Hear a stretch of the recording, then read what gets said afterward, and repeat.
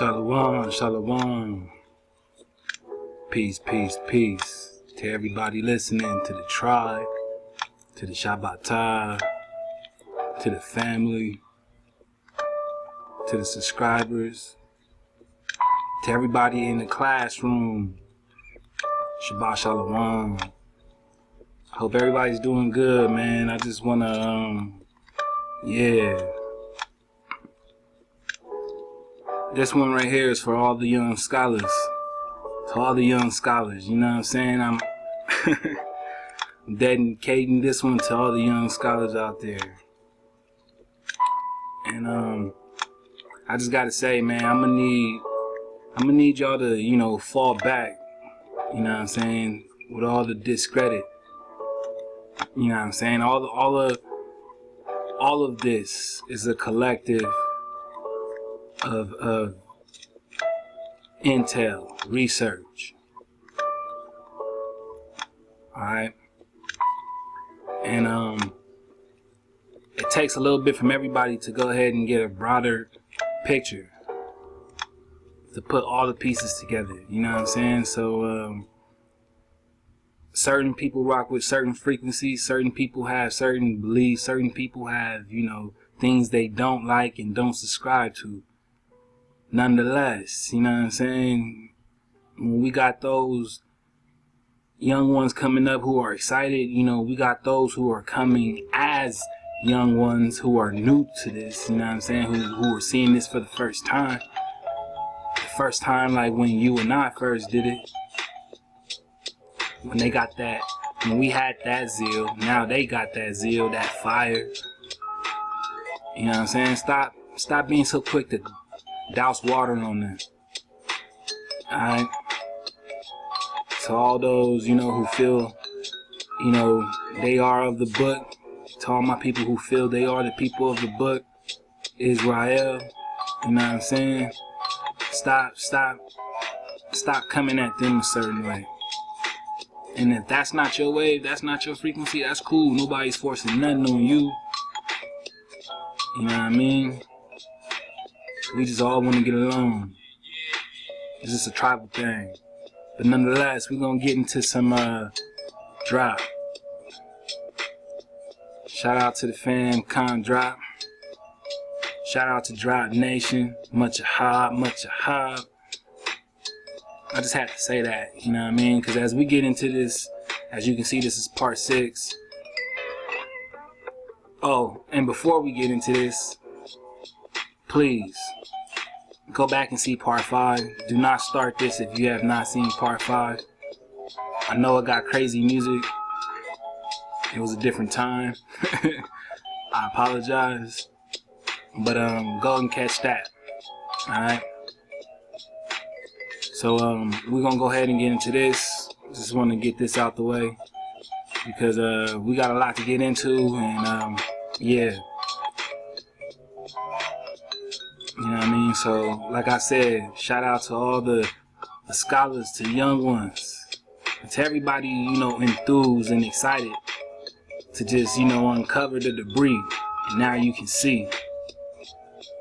Yeah, Shabbat Shalom, family. And let's get to it.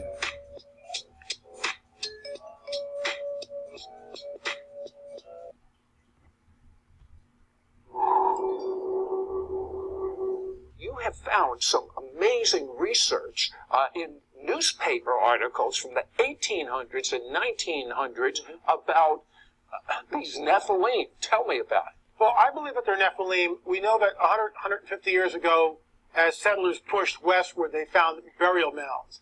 And at first, everyone thought these were Native Americans. Well, they would dig into these mounds, and they would find 9, 10, 11 footers, sometimes with 6 fingers, double rows of teeth, copper ornaments. These were not, and red hair. These were not indigenous Native Americans. Then when you talk to a First Nation Native American, they'll tell you that, oh no, there was a race of giants that predated us. They were here when we arrived. Where did these people come from? It's not the Beringian land bridge, when the Ice Age and they came across the Bering Strait, that blows that whole theory out of the water. These people came from something else. I believe that the tribes in North America and in South America are the remnants of the Nephilim tribes that Joshua and Caleb pushed out of the Promised Land when they conquered it about 3,500 years ago. But wait a second. If they killed all the population, how could they migrate then to They the didn't United kill all the States? population. And the technology that was done thousands and thousands of years ago, it defies imagination. Here's a people that really didn't have the wheel, as far as we know, yet they're taking these 4-ton, 10-ton, 20-ton, and even greater blocks of stone, and when they join them, Sid, the sides are completely smooth. How do you move 20-ton stones without a wheel? I'll get you thinking a little bit. Absolutely. And I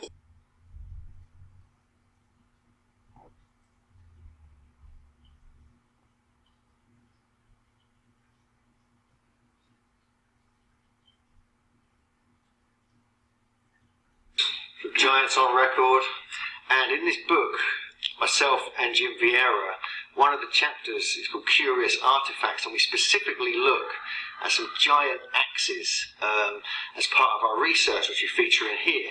And we have one in our possession now. This is actually from a collector in Mississippi, a friend of ours now called Brock Smith.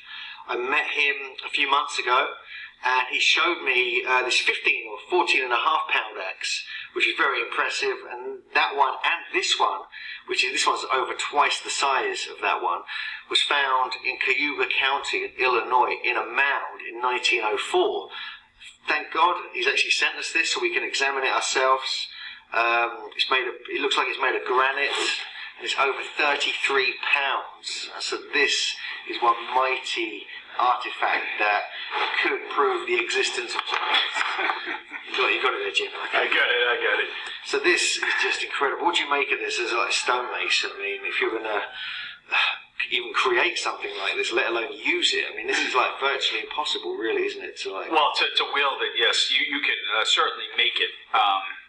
You find these all around the mound sites in the U.S., but you find them all around the world. A couple of years ago, Oxford scientists in South Africa, they found 4 giant stone axes similar in size to this, mixed with 10,000 normal-sized artifacts. And the question is, are these ceremonial objects, or are they wielded by an enormously huge person? So I can't wield this myself. I'm a fake tough guy. I lift millions of pounds of stone in my career, and it's just out of the range of a normal human to lift. I mean, it's just to swing or to, yeah. So it begs the question, is it, I would say that what's interesting is that so many of these accounts have giant skeletons reported found with giant implements. Even in the Smithsonian ethnology reports, you find it over and over again. So an orthodox archaeologist would say this is a ceremonial object. And I would say, well, all around the world, cultures have made these oversized artifacts along with normal-sized artifacts. And is that a coincidence? It's a good question. Let me see. 13 inches. Okay. And about 7 wide. What's a bit more than that? From there to there, that's 8. 13 by 8. So that's like 8 there. What's the width of the actual holding bit? So we're talking like 6.5 there. Okay. What's extra? Can you just measure this bit here? So we're talking like almost 1 3/4 inches for the width of that. So that would have been quite a bit of hemp or rope going around that. It's quite a sturdy object, isn't it? Not to be messed with. You don't want to challenge a guy coming after you with one of those in his hand. I mean, one of the things in some of the accounts we feature in the book, the giant skeletons are also found with other objects of like a warrior, like weapons and other things. So there are suggestions that these could even be war axes, and these were used in battle to kind of swing them at your enemy as you're chasing them down. And just imagine a 9-foot gentleman with double rows of teeth and an axe this size coming after you. It would be quite something.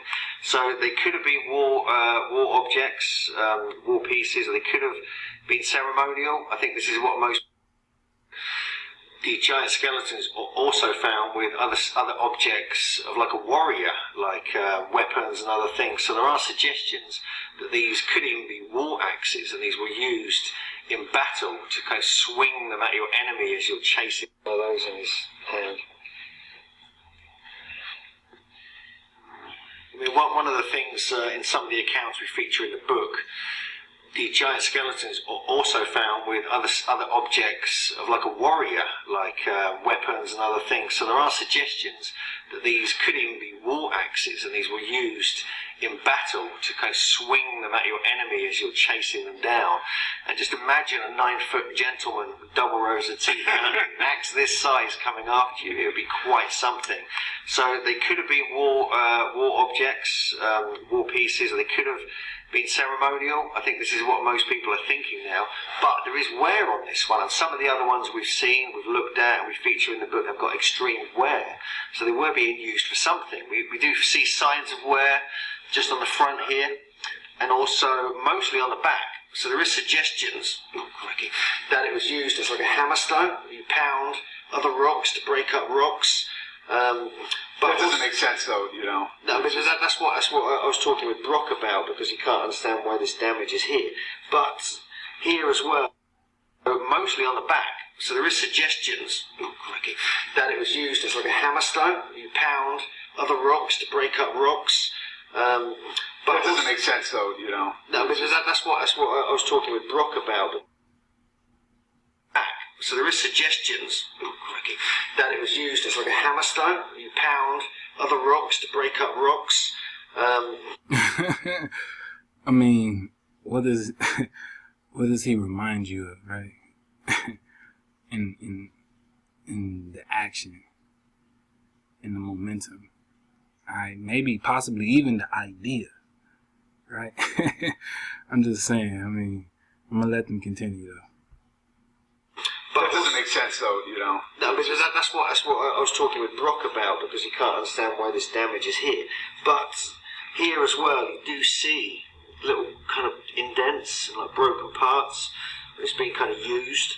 So I'm not sure if this is ceremonial. I mean, I'm just not sure about that. But it is a fascinating piece. Yeah. And this is just one of many we're now looking at. We've got in touch with some other collectors. There's a guy called Steve Cannon, obviously Brock Smith, some of his friends through Artifact Addiction Facebook page. They've been sharing any artifacts that are in private collections. And so we hope there's more. If you know of any, please get in touch with us. We'd love to hear about it, because we're putting together an article and we'll feature it in a forthcoming book looking at these giant artifacts, most notably in North America, but also around the world.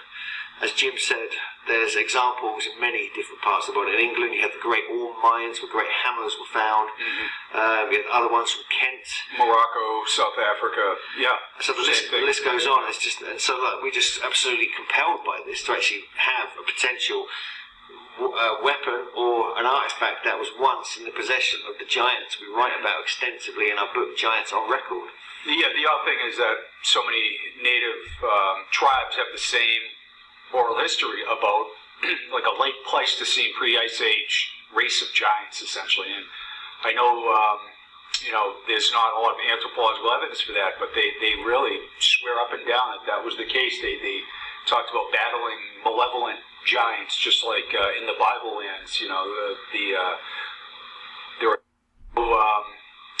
there's not a lot of anthropological evidence for that, but they really swear up and down that that was the case. They talked about battling malevolent giants, just like in the Bible lands. There are so many quotes in the Bible about giants. It's just the oddest thing that you would find such a just a sweeping testimony around the world from indigenous peoples, religious texts, the great mystics, the early explorers. There are so many quotes in the Bible about giants. It's just the oddest thing that you would find such a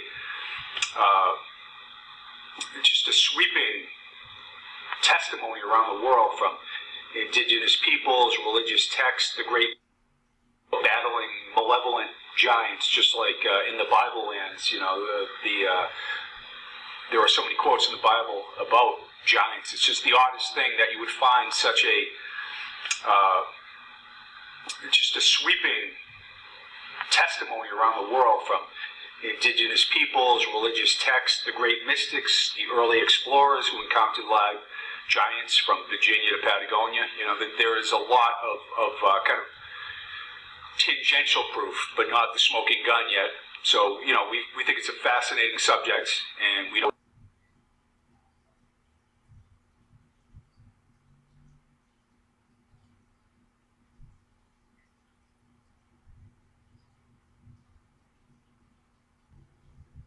Hello and welcome to Coast AM's official YouTube channel. I'm your host, George Norrie. Like, share, and subscribe to our channel. And you can also find us on Facebook, Twitter, and Instagram, and of course, on coasttocoastam.com. Well, up next, we're going to be talking with L.A. Marzulli, just back from Ohio. Why? He'll tell you what happened when he comes back on Coast to Coast AM. And welcome back to Coast, Lynn Marzulli, L.A., of course, you know L.A., the Watchers DVD series, a number of books, the Nephilim trilogy. Just on with me not too long ago. What are you doing back on already? Evening, George. How are you? Good to talk to you. When you were on with me, you were going to Ohio for about a week. Tell us why. Well, there are a series of mounds and henges. One in particular that we spent a lot of time was the Great Circle Mound in Ohio. And, of course, the Great Circle Mound, it's a very amazing complex which goes into what's called the Octagon Mound. And if you've never, checked this thing out, go online later and look at the actual complex for yourself. It spans hundreds of acres, literally. And the Great Circle Mound really impresses me. It's a henge in the classic sense, a very large mound. It's 1,250 feet in diameter, which is the same diameter of the circle in Avebury. So this begs the question, is this just a coincidence that the actual diameter is the same, or that the same people that constructed Avebury actually come over into the Ohio Valley? And of course, the guide I was with, Britt Zimmerman, and I both believe that these circles were created by the same people. And here's where it gets really strange. We believe that the Nephilim constructed both circles. Really? Now, why do you say that? Well, the skeletons that were pulled out in the late 19th century, when the mound, this is before any type of archaeology was set as a real science. These were burial sites, right? Not the circle mound, but the mounds around it, correct. Okay. Were burial sites. And in those burial sites, they pulled out giants, the smallest ones being 7 feet, the tallest being 9 foot 9 inches. Now, over in Cahokia, Illinois, they've got mounds there too. Are there any similarities here, L.A.? Well, what we see is the mounds, and look, I'm just, we're exploring all this. A lot of the evidence has been completely obfuscated. What I mean by that is the bones are uncovered, they're given to the Smithsonian and never seen again. And we hear this case at the burial sites. And in those burial sites, they pulled out giants, the smallest ones being 7 feet, the tallest being 9 foot 9 inches. Now, over in Cahokia, Illinois, they've got mounds there too. Are there any similarities here, L.A.? Well, what we see is the mounds, and look, I'm just, we're exploring all this. A lot of the evidence has been completely obfuscated. What I mean by that is the bones are uncovered, they're given to the Smithsonian and never seen again. And we hear this case after case after. Are there any similarities here, L.A.? Well, what we see is the mounds, and look, I'm just, we're exploring all this. A lot of the evidence has been completely obfuscated. What I mean by that is the bones are uncovered, they're given to the Smithsonian and never seen again. And we hear this case after case after case. The mound and these, whoever built them, stretches pretty much through the Americas, even out to Catalina Island. On October 14th, I'll be going out to Catalina Island, not to see the remains of the giant bones, but to talk to the curator of a museum out there, where this gentleman in the 1920s conducted very primitive archaeological digs on the island of Catalina. And guess what? Gigantic bones were found also in Catalina. So what we believe, at least our hypothesis is that this race predated Native Americans and were here literally for thousands of years and was widespread, basically throughout the Americas. That's amazing. Okay, now everyone get up to the coasttocoastam.com website. LA has provided us some pictures of this area. They are very strange and very impressive, by the way. Thank you. Appreciate that. The one mound that we took, let me back up. When we were driving around, and there's this church, literally old church, brick brick building, very small, and in front of a cemetery. And right next to the church is this large mound. And we were, Fritz and I walked around it, stood on it, and checked it out. Again, it's like we know that at some point in time there was an excavation on the mound, but there's no record of what was found in it. And this happens all throughout the area. In a lot of cases, George, the mounds are completely taken apart, and any evidence is long gone. I mean, like maybe 100 years ago. So it's very difficult. On the other hand, we drove by a mound way back in a field, and it's amazing. It's in a high place, in other words, on top of this a plateau, and way deep in this farmer's field is this huge mound. I mean, huge. And you can see the trees growing out of it. Now, the trees growing out of it, of course, is the last 50, 60, 100 years, whatever. The mound itself is, as far as we know, has not been excavated. And it's sort of maddening because, one wants to go in there and conduct a serious archaeological dig. But it's very difficult to get permission to do anything. When I was at the Serpent Mound last week also. That's a pretty sacred area, isn't it? Well, it is and it isn't. And trying to get a permit to do it, there was a dig at the Serpent Mound.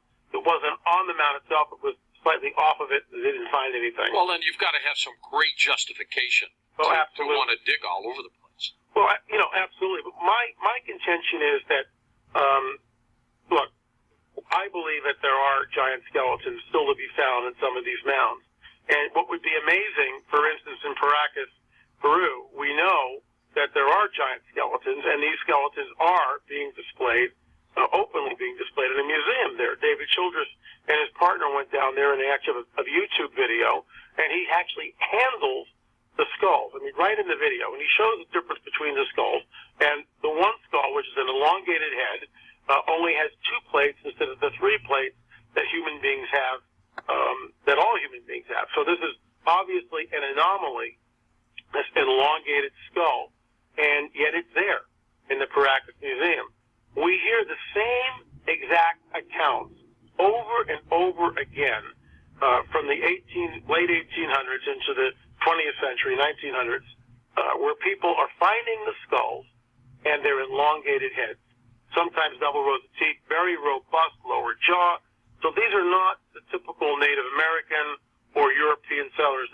This is same exact accounts over and over again from the late 1800s into the 20th century, 1900s, where people are finding the skulls and their elongated heads, sometimes double rows of teeth, very robust lower jaw. So these are not the typical Native American or European settlers. This is something else, and their elongated heads, sometimes double rows of teeth, very robust lower jaw. So these are not the typical Native American or European settlers. This is something else, and it's interesting. Fritz Zimmerman has this whole theory, and I read his book and looked at the research, and it makes sense to me when this goes back, 3,000 years ago. Yeah. When Joshua and Caleb are conquering the Levant, or what's known as the Promised Land, there was a mandate given for them to slay all the inhabitants of the land, which sounds crazy when you think about it. This book and look at the research, and it makes sense to me when this goes back, 3,000 years ago. Yeah. When Joshua and Caleb are conquering the Levant, or what's known as the Promised Land, there was a mandate given for them to slay all the inhabitants of the. It's interesting. Fritz Zimmerman has this whole theory, and I read his book and looked at the research, and it makes sense to me when this goes back, 3,000 years ago. Yeah. When Joshua and Caleb are conquering the Levant, or what's known as the Promised Land, there was a mandate given for them to slay all the inhabitants of the land, which sounds crazy when you think about it. However, if the Nephilim are there, then it opens up a whole other doorway. And what Fritz believes is that some of these giants saw the slaughter, saw what was taking place, and they fled north. And explain to some who the Nephilim may be. Well, Alright, so we basically heard how they mentioned giants in Catalina Island, right? So I did some digging, and there's a report, and I guess they're giving credence to a guy named Ralph Glidden. And they're saying that this Ralph Glidden found bones of giants on Catalina Island in the Gulf of California between 1919 and 1918. He found, according to the newspaper articles, numerous skeletons 7 to 9 foot tall. But where are those skeletons today? Alright. And let me just be the first to say, when digging on this kind of research, when bringing this kind of information out to the forefront, your proof tends to vanish very quickly. Your evidence tends to actually disappear. Matter of fact, everything that I did from part 5, low key, is gone. You know what I mean? Like, I tried to hit some links, and man, like, you talk about what a year can do, fam. Wow. You know what I'm saying? Half those links not even active anymore. So, I wouldn't give this guy too much of a hard time. You know what I'm saying? And, much ado, because this drop was supposed to have been out some time ago. And as you can see, we picking back up where, like, you know, we never left. But, yeah. You know, as you can see, he was an amateur archaeologist who uncovered ancient burial sites on Catalina Island from 1919 to 1928. It is said that he excavated more than 800 grave sites from about 100 individual locations around the island. In addition to finding thousands of artifacts, he also dug up almost 4,000 human skeletons. He claimed that there once lived an ancient race of tall, fair-haired Indians on Catalina Island. Alright? We're not gonna really I don't want to necessarily take that away from them. You know what I'm saying? Even though the majority of this is all hijacked. But we are talking about the Nephilim, right? And we are digging on this channel, right? So yeah. Digging on the science behind the things, like I said in the last video, I want to inspire more critical thinking. So instead of us rationalizing in racial division, right, getting caught in that hijack, right, I want to more focus in on what they're trying to key in. They like to implement details just to have a connection because they understand they have no connection. All right, so they use certain details to tie themselves into something that has nothing to do with them. But nonetheless, there's a reason for that. So just keep that in mind as we continue on with, you know, certain articles and different things of that nature. And I also want to give a quick aha. I'm sorry, a quick aha to the tribe. Curtis Key, appreciate you, family. Appreciate yeah, appreciate you, fam. Everybody, you know, also kicking in with the emails and, you know what I'm saying, reaching out over, you know, the Instagram, the Facebook, everything, you know what I'm saying. Much ado. We're gonna go ahead and get into another presentation, if that's okay with y'all. We want to go ahead and press the issue. This article, though, is about, you know, basically all of the things he found on Catalina Island. I don't want to stick on it too much because, you know, I'm not trying to take up too much time. We got a lot to cover. I will leave the article, however, in the description. And bang. So let's get into this fair use one time. Yeah.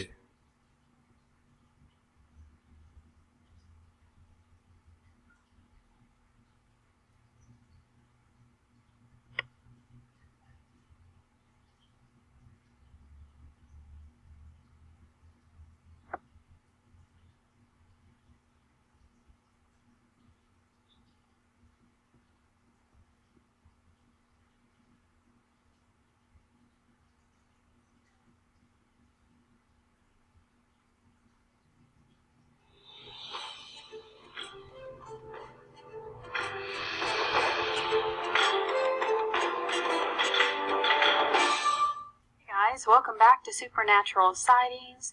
This is Carrie, and today we're going to dive a little deeper into the subject of the mound builders.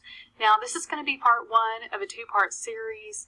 If I did one video, it would just probably be, it would be over an hour long, maybe 2 hours. I don't know, because when you really start digging into the subject, it can get really deep and there's just a lot of information, so I just wanted to go ahead and break these up. So let's go ahead and get into it. Now, in my last video, I mainly talked about the spiral mounds. Today I'm going to go a little bit farther and talk about some other mound sites. But basically, we're just going to start out with Spiro again. So Spiral Mounds is located in LaFleur County, Oklahoma, and it was a powerful religious and political center. And this site is associated with the Southeastern Ceremonial Complex, also known as the Southern Death Cult. And it's also associated with the Mississippian culture. And these people had similar stylistic artifacts, ceremonies, and mythology.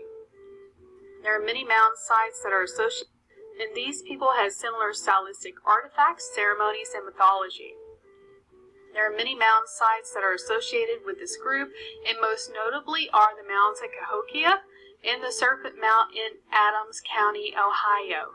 So if you do a lot of research into the Nephilim, into giants, the mound site at Cahokia, and Mississippian culture, and these people had similar stylistic artifacts, ceremonies, and mythology. And this site is associated with the Southeastern Ceremonial Complex, also known as the Southern Death Cult. And it's also associated with the Mississippian culture. And these people had similar stylistic artifacts, ceremonies, and mythology. There are many mound sites that are associated with this group, and most notably are the mounds at Cahokia and the Serpent Mount in Adams County, Ohio.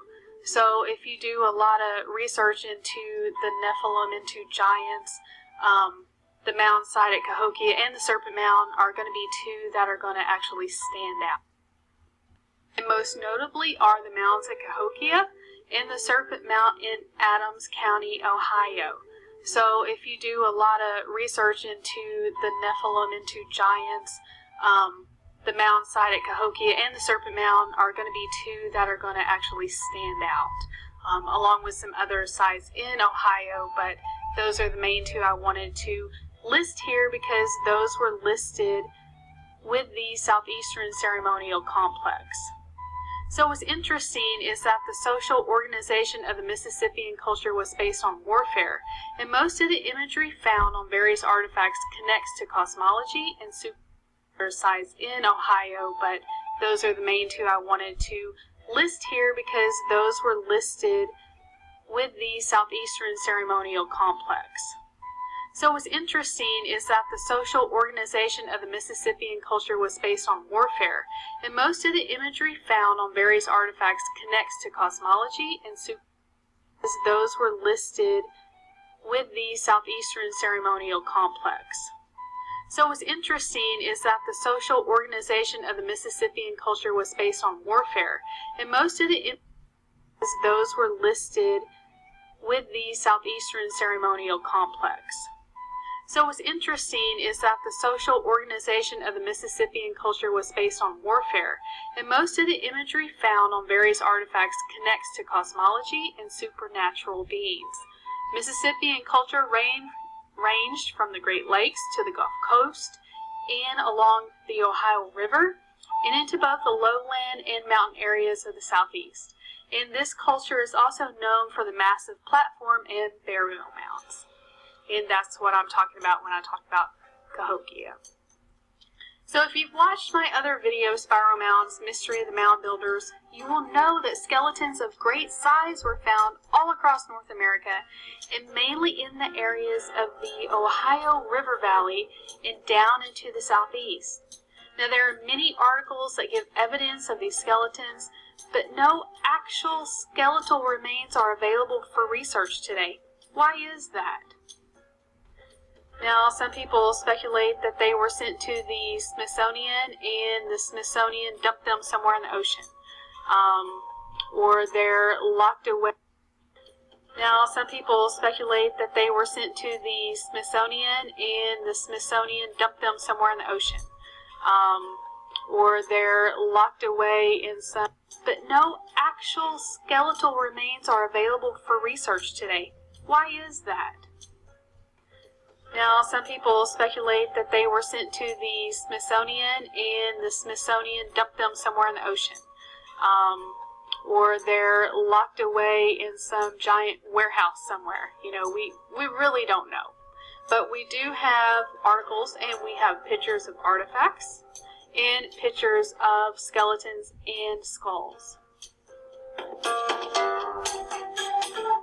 So we know, according to the Bible, that the Nephilim was in the land of Canaan, and it specifically talks about that. If you will go and read like Numbers 13:33, and some other places on up, David and Goliath, and on past that, it specifically talks about that. If you will go and read like Numbers 13:33, is in the land of Canaan. And it specifically talks about that. If you will go and read like Numbers 13:33, and some other places, on up, is in the land of Canaan. And it specifically talks about that. If you will go and read like Numbers 13:33, and some other places on up. David and Goliath, and on past that, Og of Bashan. So there's many references in the Bible. So we know that Nephilim tribes were in the land of Canaan after the flood, because as Moses was bringing the people in out of Egypt, and when they were going to settle in the land of Canaan, the spies went out and they were like, oh no, we're grasshoppers in their sight, and they're huge, and we're scared. And anyway, so we know there was Nephilim there. And then the Lord commanded them to be totally wiped out. They're demonic, they're evil. He wanted everything wiped out. So there's theories that these Nephilim that were living there, escaping genocide, fled to Europe and North and South America. And we're thinking that possibly the giants that were found in the mounds were possibly the Nephilim. There's many theories out there that believe this is true. And Native Americans tell us that the giants in the mounds were there before they got there. So there's skeletons with elongated skulls that were found buried in these mounds. So are these the Nephilim? Or were the ancient people trying to emulate looking like an elite race of beings?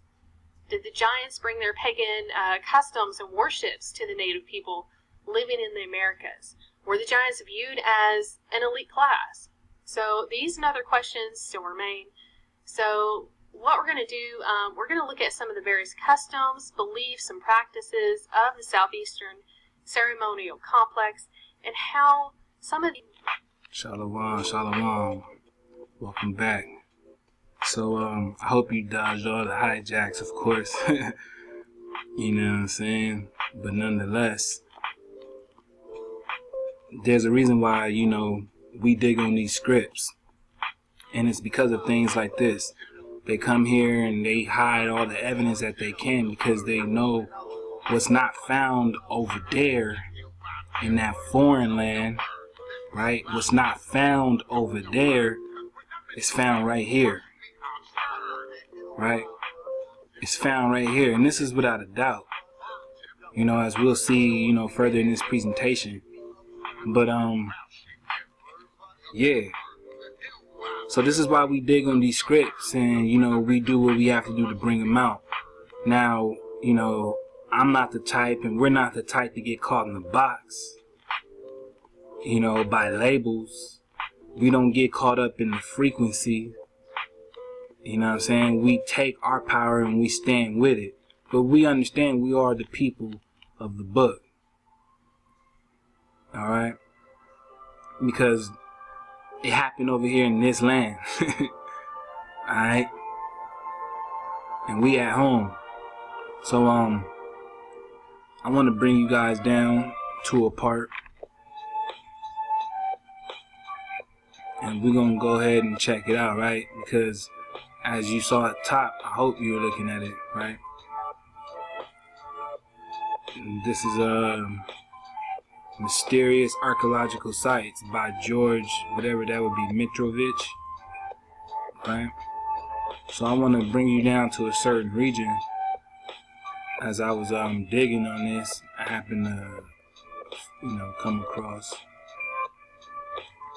and it was this site right here in Arkansas, Yale County, near Bluffton. All right. Which tripped me out, because when you dig on the Bluffton mounds, there's like low-key no information. So maybe that can be something that, the tribe can dig on and help us develop as we move forward. There's something going on about these Bluffton Aikman mounds. Alright? Something going on. So,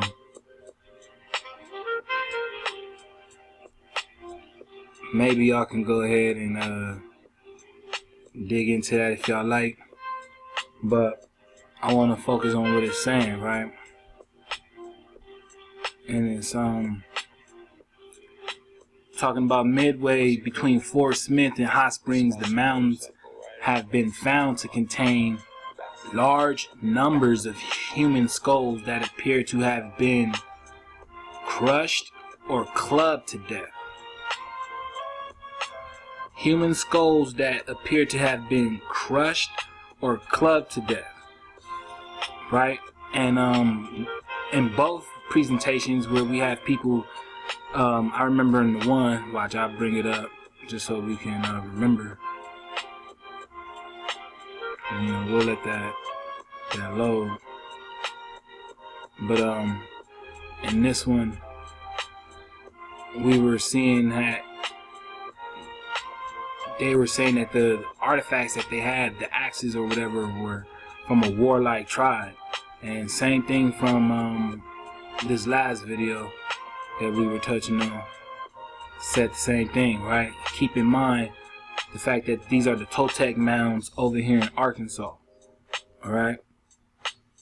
So the article that we're digging on is a site near the Bluffington Aikman Mounds in Arkansas.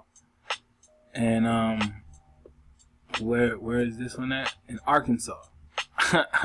Right? Arkansas. And so this article right here is in Arkansas. And it's saying that they have found large number of human skulls that appear to have been crushed or clubbed to death. So if you haven't seen part 5 and you don't know what's going on, this is why I told you to really catch part 5 of this installment, so you can really, be caught up. Because where we ended in that one, we're starting right off top right here for this one. And unfortunately, the way that one ended is low-key no more drop. Right? But we're gonna give it to you because we did some digging and voila. So it says that, these human skulls appear to have been crushed or clubbed to death.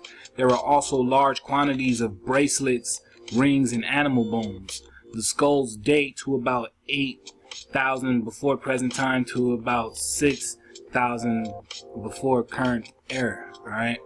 In 1898, Professor Edwin Walters found a mass grave in Yale County near Fort Smith, right?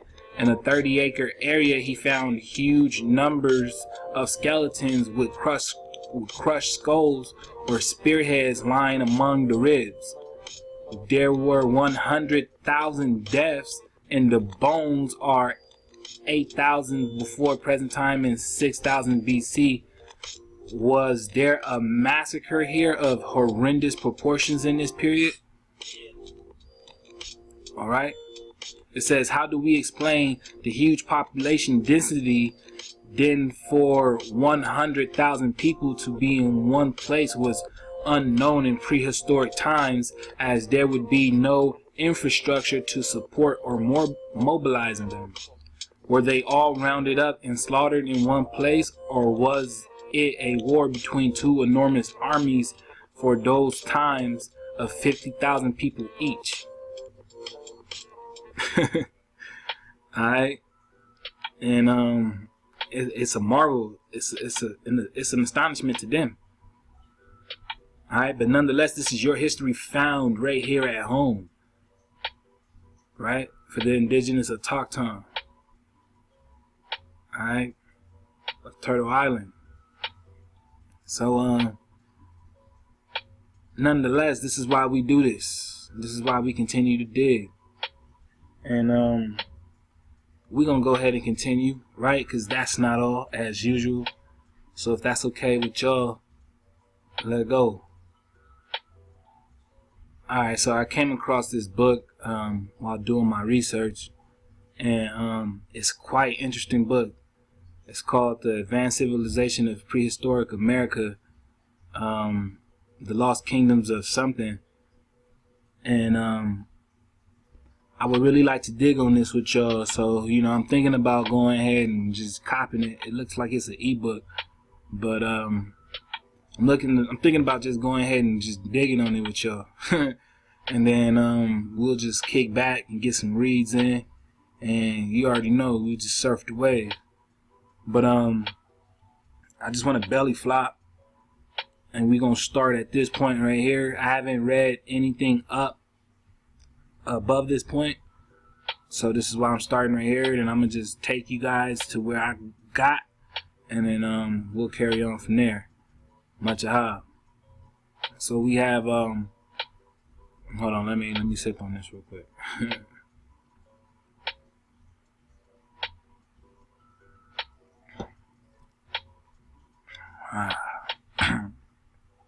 So we have, although most Hopewell effigy mounds assume the images of animals, and to a lesser extent abstract forms, just two were anthropomorphic, which basically means only two of those were really in animal form. Alright, it says one such survivor is located in Sauk County near Baraboo, Wisconsin. Originally it was 80 feet long and 3 feet high. Alright, oh shit. Alright, we all good. Okay, it says molded into the northern slope of a hill overlooking declining prairie land, it is the faceless representation of a male figure wearing only a horned helmet. Alright. When French immigrants were settling in the town of Baraboo during the 1830s, resident Sauk Indians still revered the Terraglyph as the sacred image of the Sexji, a giant who saved their ancestors by leading them to safety on the eastern shores of Turtle Island. The Sauk, a name for North America after a great deluge drowned their original lodge place in the Sunrise Sea, the so-called Atlantic Ocean. It says, among the Chumash Indians, a tribe that occupied the southern California coast, Dancing Frog was the ceremonial name of two-horned priest, a water spirit associated with the ocean. Alright? Now keep this in mind, the fact that they're talking about the two horns, okay? Because we're going to dig on this later. And remember when the bro Teach was dropping that that painting that, you know, it was basically a petroglyph, right? With the horn. With the horn priest. Alright, that drop. So keep this in mind, right? It says his magic helmet, like that depicted on the Wisconsin mounds, allowed him to envision the future or look into the past. The Sauk were themselves known by their Algonquin tribal names, the Osakwag, or people of the outlet, a reference to their ancestral landfall at Turtle Island as flood survivors.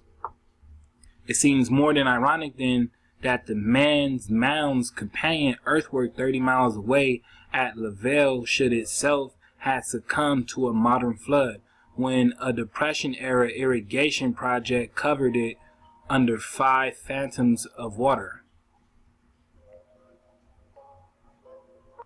I'm going to scroll down, right? It says, the Baraboo giant was intended by his creators to be appreciated from a distance and appear proportionate at ground level. Viewed at altitude, the hill figure is distortedly elongated. It seems unclear then that Hopewell landscapers grasped the principles of applied proportion through shortening. After the turn of the 20th century, construction engineers laying the county's first paved road erased the man mound below his knees. Some local residents were outraged by such callous destruction, and they organized a foundation especially for the preservation of what remained of the damaged terglyph. Today, the Sauk County Mound is maintained as a wayside park. A wood observation tower beside the effigy provides visitors with an improved perspective. It says the richness of Hopewell culture implies that its social focus was primarily metaphysical and ceremonial. Alright, so if you remember from the last drop, I said we're going to be getting into the more metaphysical side of things. Let's continue. It says, as such, its busy artists and moon worshipping astronomer priests were different at heart from the mound building iron workers and enthusiastic headhunters of the Adena. Yet all evidence suggests that these fundamentally contrary peoples, from their desperate body types to their distinct religious practices, were somehow complementary. So you seem to have obviously a culture that took the moon into consideration, and they had a high appreciation for the moon, with the writer, the author, and I guess other would consider moon worship. Okay, and then you had the Adena. This is for the Hopewell. And then you had the Adena, I guess, that did the opposite. Maybe they had more connection to the sun. Nevertheless, they were close and they didn't really mix at all. But they were neighbors as far as tribes go. Alright? It says, though they never appeared to have warred against each other, neither did they engage in the wholesome intermixing of either their different cultures or blood. Instead, they seem to have been long-term allies against a common foe, the Plain Indians, the Plains, right, who vastly outnumbered them. Not even alliance with the populous Adena, however, could save the Hopewell. Around the turn of the 5th century, they utterly disappeared as though in a single moment. Alright, and everybody in these videos, right, that we've seen so far are wondering what happened to the so-called mound builders. Alright, and it's saying right here in this drop, in this book, that they were at war with the Plain Indians, which really struck me kind of crazy, because when I was trying to dig on this once again for you guys so I can bring some, fresh information, I can't get no information or anything dealing with the so-called 100,000 Giant War or the so-called Mound Builder War. Right? But, through different breakdowns, I was able to assess the information to go ahead and proceed. Which was just crazy, because I was like, wow, within, 12 months, man, things can change. Really, really, really fast. So, yeah, I would definitely like to dig more on this book with y'all, because as we can see, you know, this culture, this magnificent culture that seemed to have erected these wonderful mounds were at war with the so-called Plain Indians. And we're going to dig on more into this war because this is, you know, part 6. Machahab, Shabbat Shalom. We're going to carry on. Alright, so back at it. We have the Adena Giant Revealed Profile of Prehistoric Mound Builders. Alright, and yeah, if you are aware of the text, alright, it'll tell you that you know, so-called Israelites did coexist with these giants. Alright, it wasn't an unheard of thing, right? So this is not like some crazy phenomenon. But the fact that they're hiding all of this stuff, they're discovering it and then keeping it hidden. You know what I'm saying? That's what's like, whoa. Saying that in the 1800s, reports began to surface of the discovery of very large skeletal remains in the burial mounds of North America. These skeletons were described as reaching 7 to 8 feet in length, with a lower frequency of discoveries spanning 9 to 11 feet in length, and having very large skulls and gigantic lower jawbones. Historians often detail these remains in local historical records, such as the following from Cass County, Michigan. It was a mound about 13 feet high. The diameter of its base was about 50 feet. Portions of the skeletons were in good state of preservation. The femur or thigh bone of one of the males, which Dr. Bonine has now in his possession, is of great size and indicates that its owner must have been at least 7 feet in height. Alright.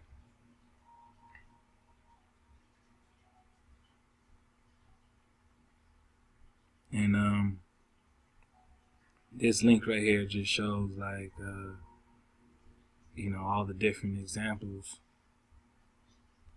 of the mounds that they found and what they found in them.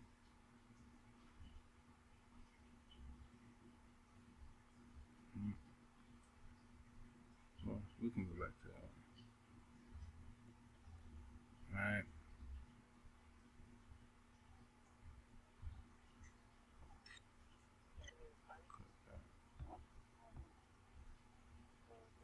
Of the so-called Adena mound culture. Alright.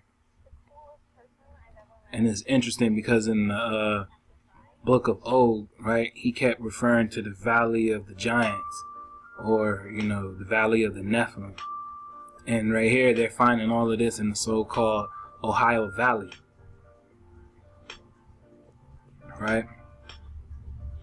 Now, I'm going to drop this link in the description because I don't want to dig on it too much, you know what I'm saying? But,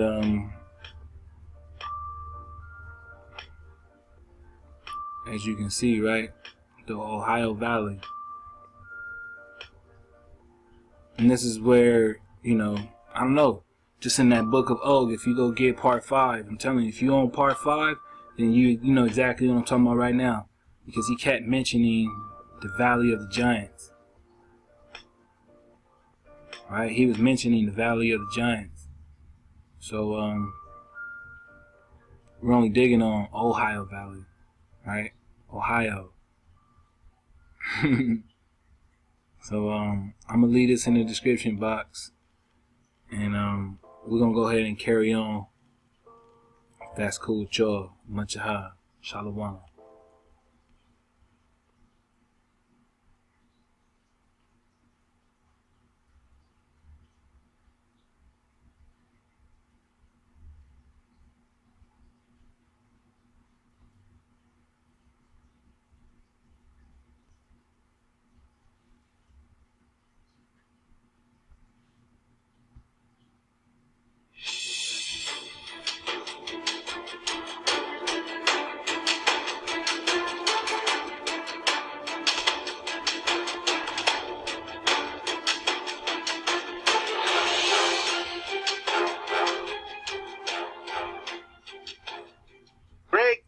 are you today? Glad to have you with us. I'm good, Cliff. It's always a pleasure and glad to be back again. Good to talk to you. We've already talked quite a while here before your listeners heard us, but it's good to be back. Yeah, great to have you with us. You have so many interests, Greg, and this is a big interest of yours simply because of the time expended, and of course your wife helped you out in the creation of this encyclopedia. But when was kind of the tipping point where you began to get a sense that these mounds were built by an unknown race, and that you decided that you wanted to really get into it?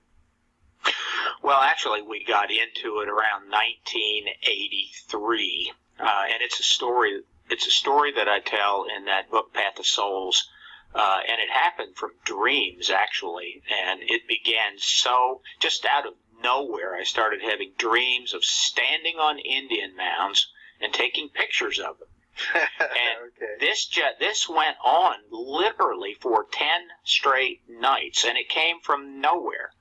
I've said before, and I think it's actually in the book, that everything I knew about Indian mounds back in 1983, I could have written on the back of a postage stamp. For those few people in your audience that know what a postage stamp is, Yeah.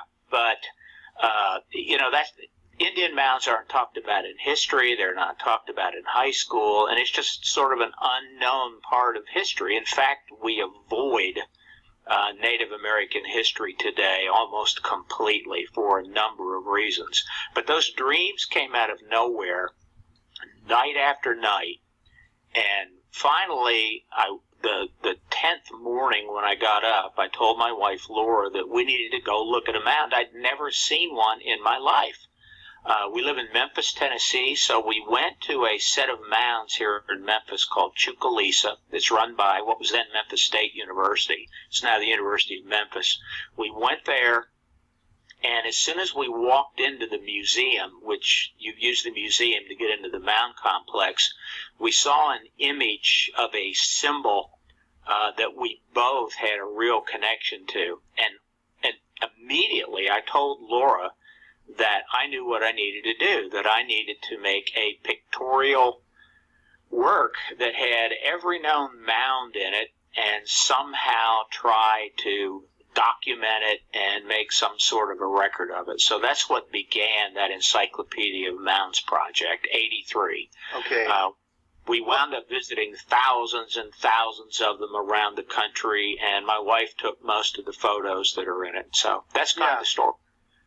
Well, I'll tell you, I got an eye-opener when I was reading some of the details. According to your research, at one time, there were over 1 million mounds in existence. Today, according to your research, there's about 100,000 that remain, but that's still quite a bit. And what I thought was wonderful is that you went to literally every state. I got an eye-opener when I was reading some of the details. According to your research, at one time, there were over 1 million mounds in existence. Today, according to your research, there's about 100,000 that remain, but that's still quite a bit. And what I thought was wonderful, 1,000 that remain, but that's still quite a bit. And million mounds in existence. Today, according to your research, there's about 100,000 that remain, but that's still quite a bit. And what I thought was wonderful is that you went to literally every state in the continental U.S. and found mounds. At some point when you were writing this book, you must have gone, well, I'm going to make this available to every state, or I'm going to research every state, and anybody who lives in a different state will be able to say, okay, these are mounds that I can consider, built by natives or even earlier people. So you really make it quite a fun read for people around the continental U.S. But I have to ask you, why is it that these mounds are not looked at from a scientific point of view and really considered a part of early America? What's the reason? Well, there's several reasons. At one time, they were considered part of history. Back in the 1800s, the Smithsonian actually began its entire history with a work on Native American mounds and earthworks. That was the beginning of the Smithsonian, and their very first publication was kind of an encyclopedia. Began its entire history with a work on Native American mounds and earthworks. That was the beginning of the Smithsonian, and their very first publication was kind of an encyclopedia about mounds and earthworks. At that time, archaeologists, or early archaeologists, mainly antiquarians, were digging into mounds, pulling out various artifacts and also a lot of skeletal remains, and they wrote about them. So it really was a real activity by scientists in the 1800s, and they developed a theory that there was an unknown race of mound builders, sort of a lost race that got wiped out by the more savage Indian scientists in the 1800s, and they developed a theory that there was an unknown race of mound builders, sort of a lost race that got wiped out by the more savage Indians that were then. Remember what we read in that book, right? I said I wanted to go ahead and dig on it with y'all. Now you're seeing that the research connect, right? Let's dig on it together. I'm with it if you with it, tribe. Shalom. Then occupying the land. That then became seen as a very racist theory, and slowly but surely mainstream archaeology began sort of pushing all the history of the mounds into the background, and they took a lot of skeletal remains and they wrote about them. So it really was a real activity by scientists in the 1800s, and they developed a theory that there was an unknown race of mound builders, sort of a lost race that got wiped out by the more savage Indians that were then occupying the land. That then became seen as a very racist theory, and slowly but surely mainstream archaeology began sort of pushing all the history of the mounds into the background, and slowly but surely mainstream archaeology began sort of pushing all the history of the mounds into the background. They developed a theory that there was an unknown race of mound builders, sort of a lost race that got wiped out by the more savage Indians that were then occupying the land. That then became seen as a very racist theory, and slowly but surely mainstream archaeology began sort of pushing all the history of the mounds into the background, and they took the position that all the mounds were built by the ancestors of the current Native Americans, and they began looking for their then became seen as a very racist theory, and slowly but surely mainstream archaeology began sort of pushing all the history of the mounds into the background, and they took the position that all the mounds were built by the ancestors of the current Native Americans, and they began looking for artifacts to form their own history, which is another whole idea in this. They ignored what the natives themselves said about the mounds and about their belief system, and archaeologists focused their own history, which is another whole idea in this. They ignored what the natives themselves said about the mounds and about their belief system, and archaeologists focused in more on what they thought was science, that is, their own history, which is another whole idea in this. They ignored what the natives themselves said about the mounds and about their belief system, and archaeologists focused in more on what they thought was science, that is, we'll piece this together and come up with our own history of it. So I hope y'all doing well out there. Man, I hope the energy is at 1,000. You know what I'm saying? I hope your Zon is like through the roof. If you heard what I heard, yes sir. So, you know, we've been at war for a long time, right? Just like your scripts say, right? Just like Numbers 13 say, right? we only talking about your Joshua though, right? Your Yeshua, right? And I just wanted to dig on this Sitaka. If you got the drop in part 5, then you know what time it is right now, right? So everything is starting to come together, and without a, you know, biased opinion, we just merging the indigenous truth with what the scripts say. The only thing is, it's not over there in that fake land, right? It's not over there in that imaginary land. It's happening right here underneath your feet, right? And as the aboriginal, the original, right? According to 1828 Webster's Dictionary of the Copper tribe, Copper races, the ones that the European found here, right? That's you. So, you know, we want to dig on these, right? It says, according to the Paiute oral history, the Sitaka or the Situka or the Sai are a legendary tribe whose mummified remains were allegedly discovered under 4 feet of guano by guano miners, what is now known as Lovelock Cave in Lovelock, Nevada.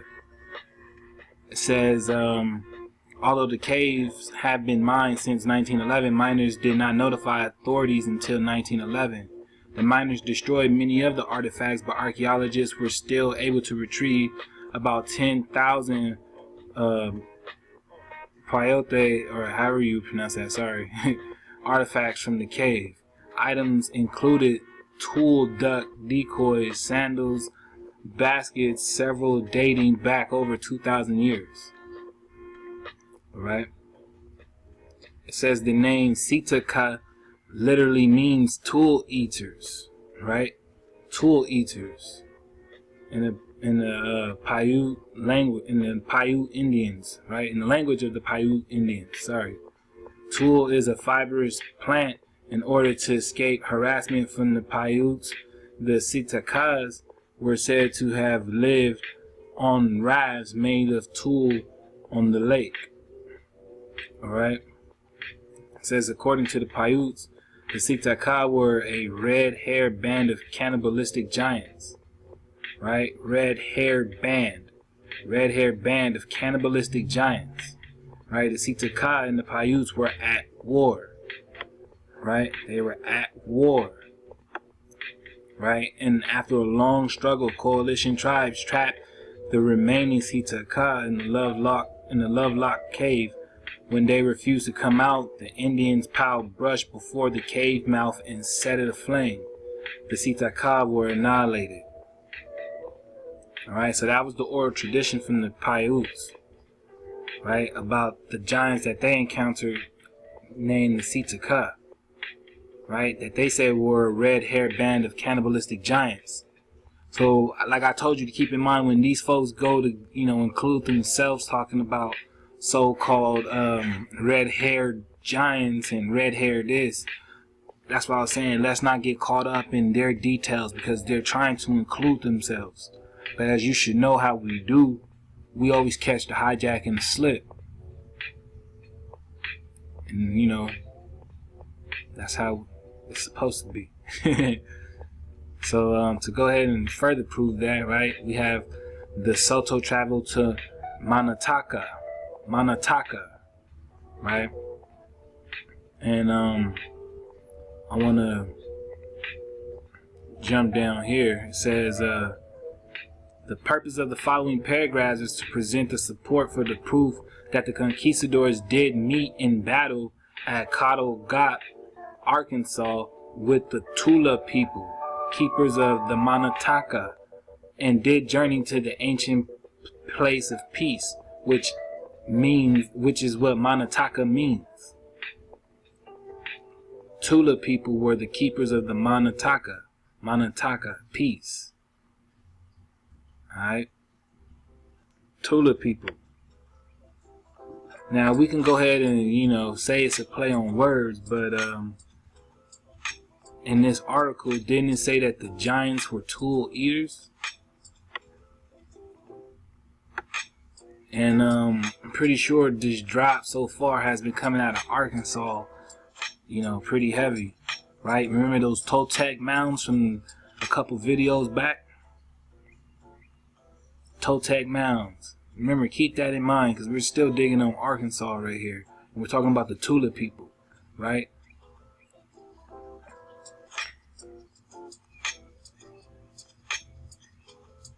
It's just a connection. Alright. Moving forward though, I want to dig on these people called the Moonai people.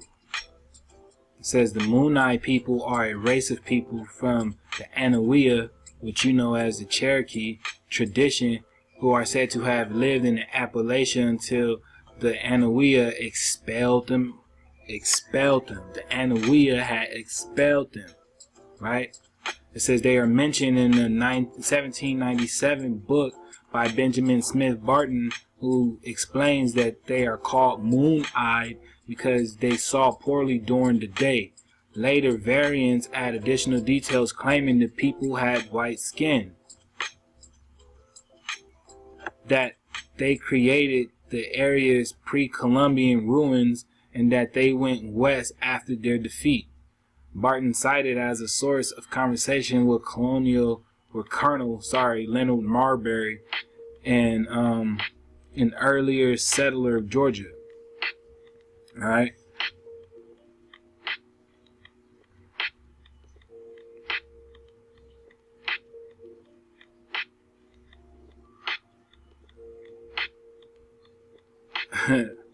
Let's get it, right? It says that they were driven out by the so-called Anahuia, right? It says the earliest recorded mention of them appears to be in Benjamin Smith Barton. That's what we just read, right? It says that the Cherokee tell us that when they first arrived in the country which they inhabit, they found it and possessed it by certain moon-eyed people who cannot see in the daytime. These wretches they expelled. Right? And that's what they kept saying. They kept saying that the Israelites had a certain task, right? That they were given a certain task to go ahead and expel these these giants, these beings, these whatever, these creatures, right? It says the natural and aboriginal history of Tennessee, right? According to the says of white people who were extirpated in part were driven from Kentucky and probably also from West Tennessee, attributing to this Indian tradition.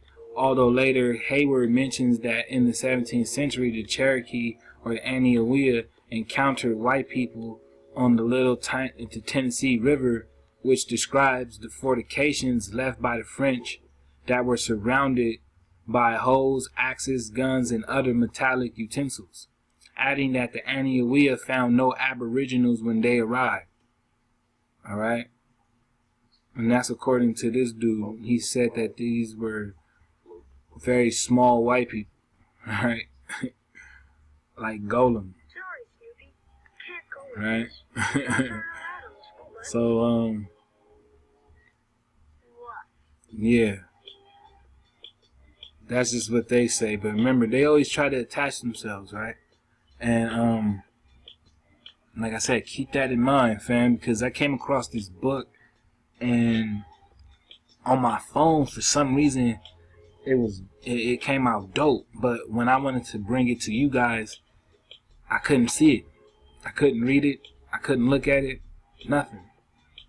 Right? And it was just something in this book that I had to share with you guys, because I was like, man, there's no way that, you know, I can let this go. So I went ahead and bought it. And we're going to go ahead and dig on this book, and I just want to read a little bit out of it, and then we're going to continue on from there. Shalom. Alright, so the book that I was talking about is called When Giants Ruled the World. And as you can see, I just got this joint, right?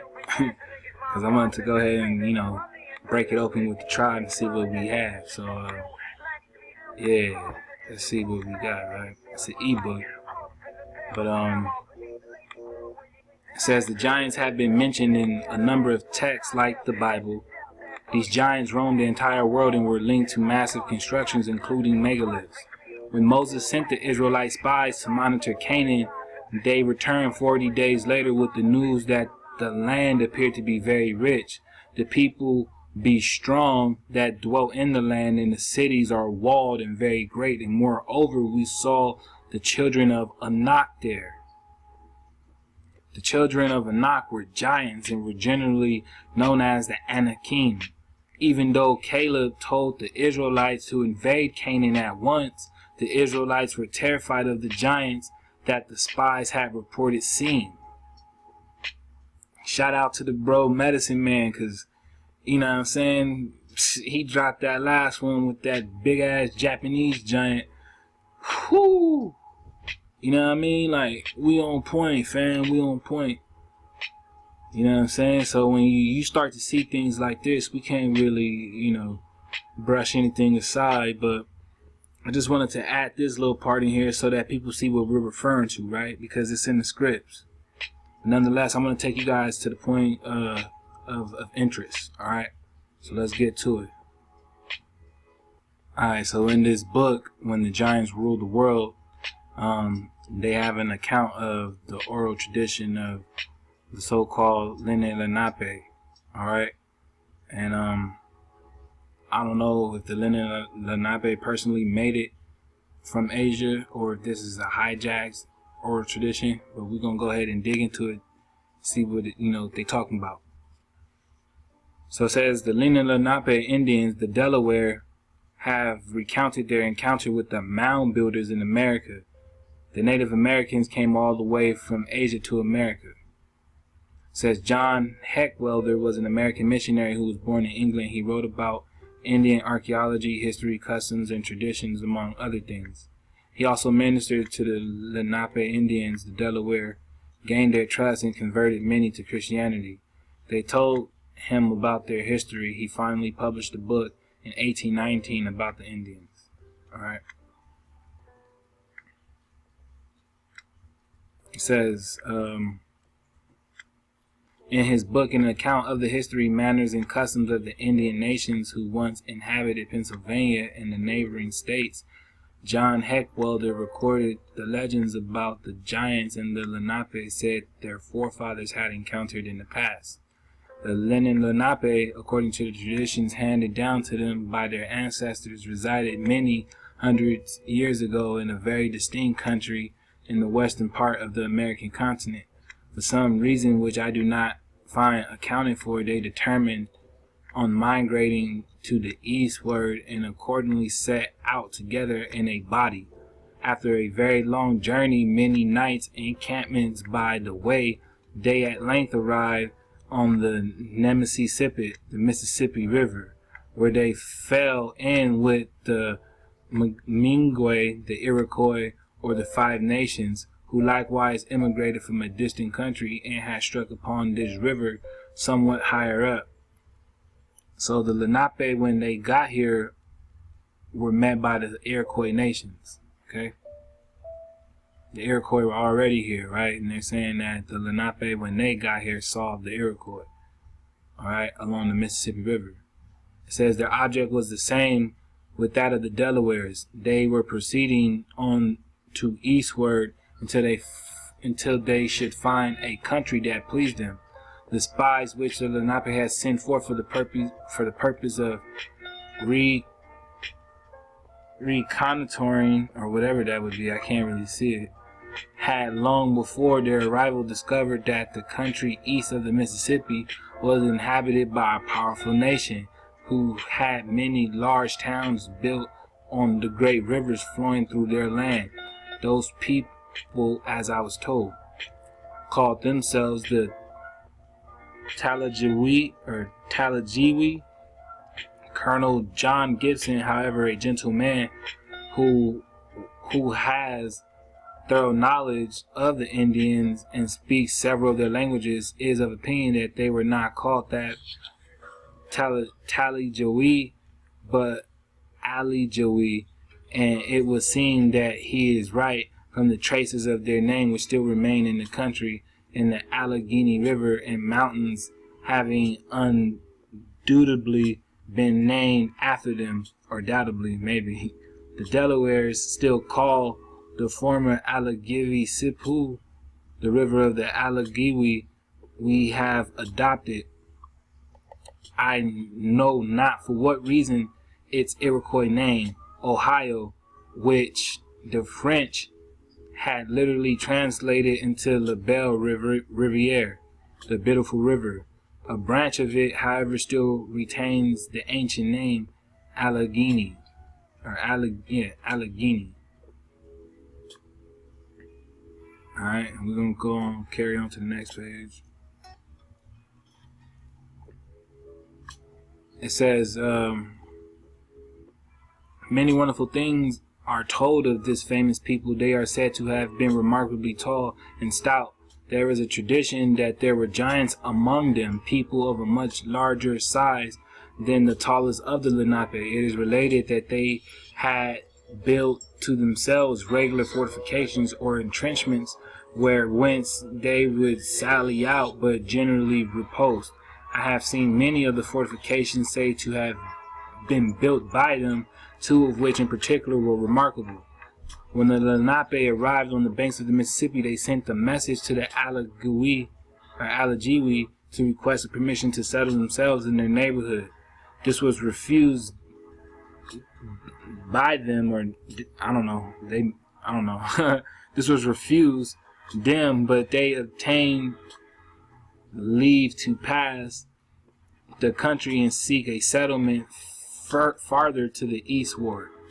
They accordingly began to cross the Nemasipu, which the Allegheny, seeing that their numbers were so very great, and in fact they consisted many thousands, made a furious attack on those who had crossed, threatening them with destruction if they dared to persist in coming over to their side of the river.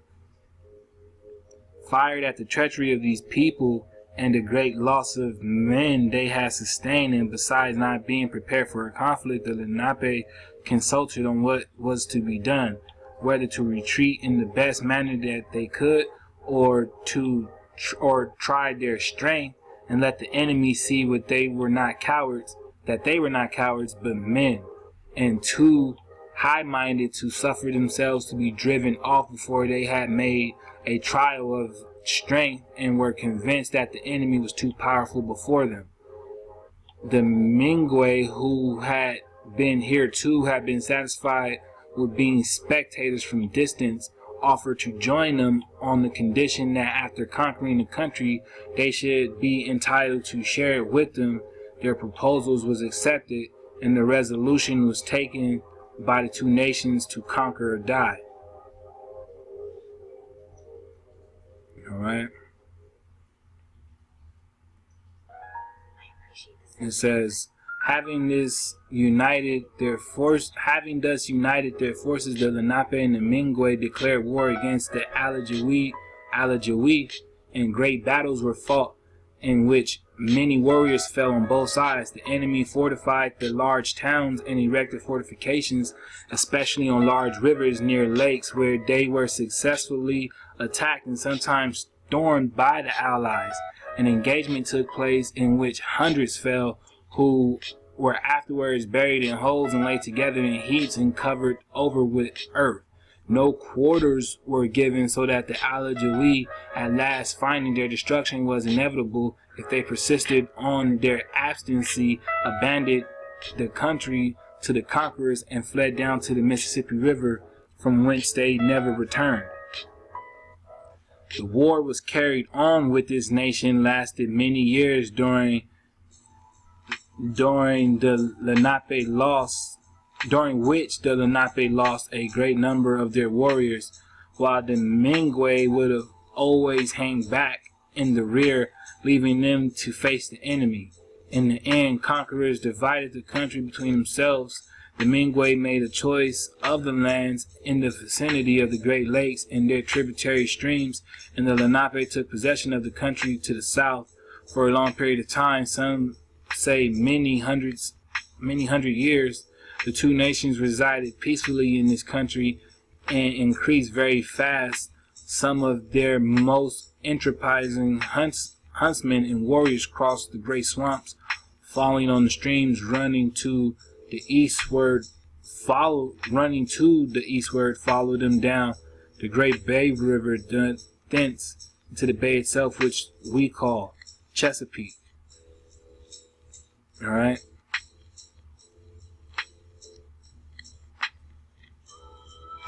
So they went to war with these so-called mound builders who were giants, right? Some of them, which were giants, some of them lived amongst giants, right? And that they wiped them out, right? This is according to the oral tradition of the Lenape, right? It says, thus we can see the Native Americans were by no means the original dwellers of America. They originally crossed over from Asia. They dispossessed and apparently in the long run carried out a war of genocide against people that already inhabited the Americas, in the same way that they themselves were later dispossessed of their acquired lands by whites.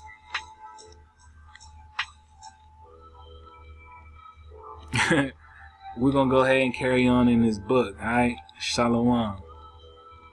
Alright, so we have, and we're still in the same book, when the giants ruled the world, right? It says, after the flood subsided, the Great Spirit came to the conclusion that he had made men too large and powerful. He therefore corrected his mistake by creating a race of the size and strength of the men of the present day. Right? This is the reason the Indians told us that the man of modern times is small and not like the giants of old.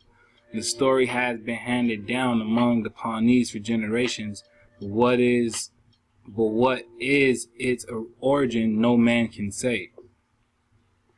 Alright. As we go down, it says, a curious fact about history is that often when the race of a people are said to be mysterious, such as the Sumerians and the Etruscans, they turn out to be blacks, quote unquote blacks, right? It is the same way with the mound builders. They were a black race. It says the ancient mound builders of North America were related to the Olmecs, who are generally regarded as being blacks and not Native American Indians, right? Indeed, the first peoples in the Americas are believed to be the so-called pygmies or dwarfs, as well as the Australoids, who were similar to the Australian Aborigines. They fought wars of genocide against the native Indians and must have got the worst of it, probably because of they were fewer in number. It says again, right, like the war against the native Indians, right? And that's what we've been finding throughout this entire drop. It just keeps popping up, and this is in a different book, right? It says the mound builders is the archaeological name of the ancient peoples that built the mounds and fortifications in America. They were giants. There were giants among the mound builders. This culture has been variously classified as the Adena, probably dwarves, as they have been described as short and thick, aka negritos. That's what the negritos are, right? When we do the indigenous truth on the so-called negritos, all right? It says the Hopewell and the Mississippian cultures, the so-called Mayan and Aztec pyramids, were actually built by the mound builders who predated the Native Americans by thousands of years. The Olmecs are considered to be the mother civilization of the Americas, and they intermix with the Indian later other Asian and white arrivals. There were already whites and Asians in America before Columbus' discovery. Alright. It says the Chippewa, the Tawa, and Sandusky Indians have legends of black-beard, black-skinned giants who were the first to rule America. However, they are said to have been conquered by red-bearded giants. Alright, read white giants. And this is in this book called When Giants Ruled the World. Alright, so that's that's the drop on that one. Some pretty interesting stuff, right? Which is why I went ahead and copped it, because I was just sitting here like, whoa. You know what I mean? This right here threw me for a loop. So we're gonna go ahead and continue. Alright, this is same book, right? It says Monk Mounds at the Cahokia site. The Cahokia Pyramid is the biggest ancient structure built in North America, and the dimensions of its base is significantly bigger than that of Egypt's Great Pyramid. It is located near Collinsville, Illinois. The ancient engineers who built the pyramid were highly skilled, and the pyramid itself was very, very carefully planned. Thousands of mounds were built all over America, but many have been destroyed. It says the Indians, or some of the Indians, referred to the giants and mound builders as snakes. Curiously, the mound builders of America have been left by the effigy of a 1,348 long serpent as Adams County, Ohio, in the process of swallowing an egg in southwest Ohio. Alright, it says the Indians, or some of the Indians, refer to the giants and mound builders as snakes.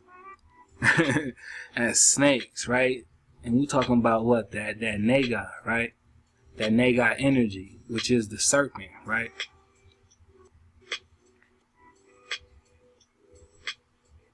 Just interesting. Interesting.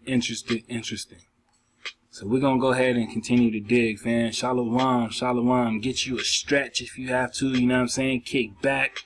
It's your Shabbat. If it's not your Shabbat, it's your Shabbat with this presentation in play. So I hope everybody's doing well. Much ahab to the tribe. And yeah, family, we're gonna go ahead and keep it pushing. Alright, so here we have the article out of the San Francisco Call, volume 82, number 182, from the 29th of November of the year 1897. Alright, and blow it up a little bit.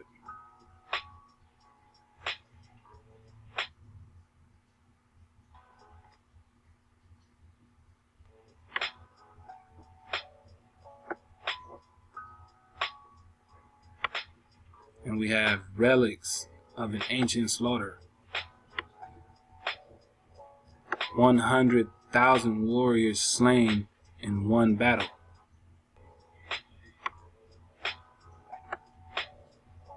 Right? 100,000 soldiers slain in one battle. Skulls that tell the story. Evidences in the prehistoric strife in the Choctaw County. An encounter 20,000 years ago. Right? And when we was looking at the Lost Book of Og, he was talking about the 100,000 giant war, right? Against Nimrod. Right? It says Professor Walter's theory of a combat between mound builders and the Mayas. Mound builders and the Mayas. Mound builders and the Mayas. We're talking about the mound builder war. Alright?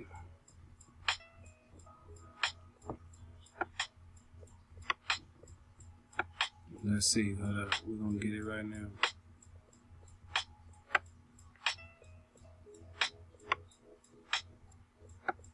It says New York, November 28th.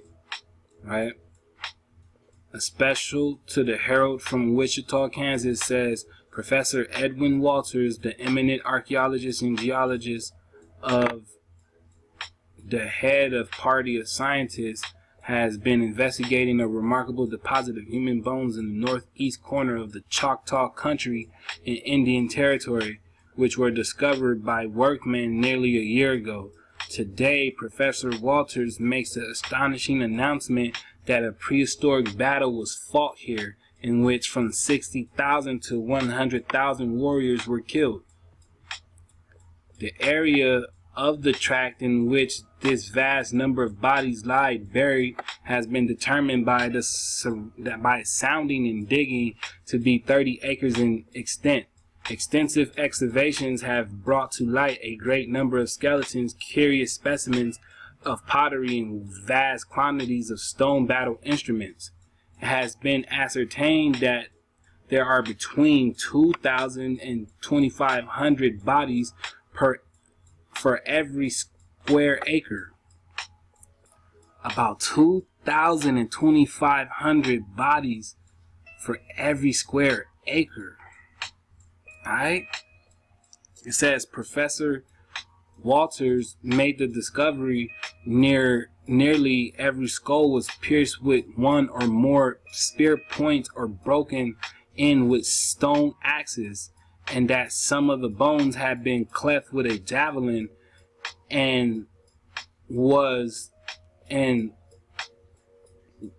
he was forced to the conclusion that one of the world's greatest battles had been fought there. Alright, so he was forced to the conclusion that one of the world's greatest battles had been fought in this location in Choctaw territory. In the Choctaw territory, right? It says this accords fully with his theory that more than 20,000 years ago, two great nations contended for the supremacy of North America. One was the mound builders, who occupied all of the country east of the Mississippi River and were gradually pushing their enemies westward. The other was the Mayas, who lived originally in Central America, but at various periods overspread the country, now included Arizona, Southern California, the tablelands of New Mexico and Texas, and southern Colorado. While the mound builders were pushing westward, the Mayans, having no permanent settlements of the former battles, became frequent and bloody. It says Professor Walters has spent 17 years locating and making a battle line, and declares that he has found a series of fortifications extending from Omaha, Nebraska to the Gulf of Mexico. Alright. So he said from about 60,000 to 100,000 warriors were killed. Alright, and he was talking about stone axes. Stone axes. And then when we were looking at this video, I'm not going to go back to it, I don't want my computer to jam up, but when we were looking at the other video, that's exactly what they were showcasing. Right? And he's saying that this took place 20,000 years ago, and they were calling it the Battle of the Giants. Right? And he's saying that he found relics of the ancient slaughter, the greatest battle to ever take place on earth. On earth. Right? And we were talking about the Battle of the Giants, right? The War of the Giants, the Nephilim Wars. And here in this article is telling you that the Mayans and the mound builders went to war. Now keep this in mind, because I'm going to leave a treat in the description box. And for everybody who's been patient, I'm going to drop a gem, and I'm going to let you hear from another source. Alright? Shalom, much yahab to the tribe. And we're going to dig on more in this Nephilim war.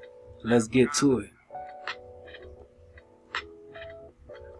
It says Nephilim Wars occurred about maybe 75,000 years ago. An Anunnaki breeding program, a second seeding attempt of Nephilim rejected by the Elohim, Melchizedek, and Anu DNA fracture, where the 666 seal is quarantined in the solar system.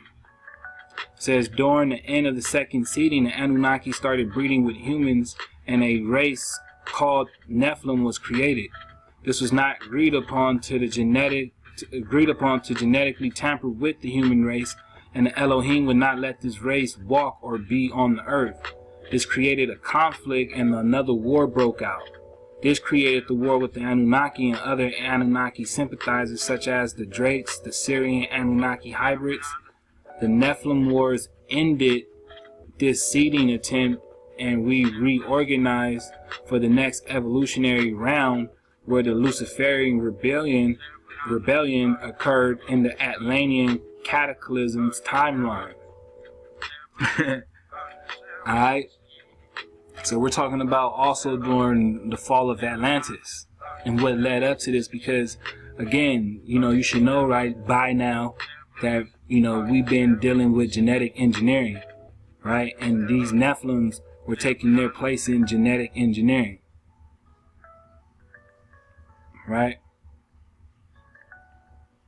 Now, they tend to mention like things like Sirius and shit like that. I'm not trying to jump into, stars and planets, but I do believe that there are certain portals that can be activated by low frequency and high frequency energy and beings.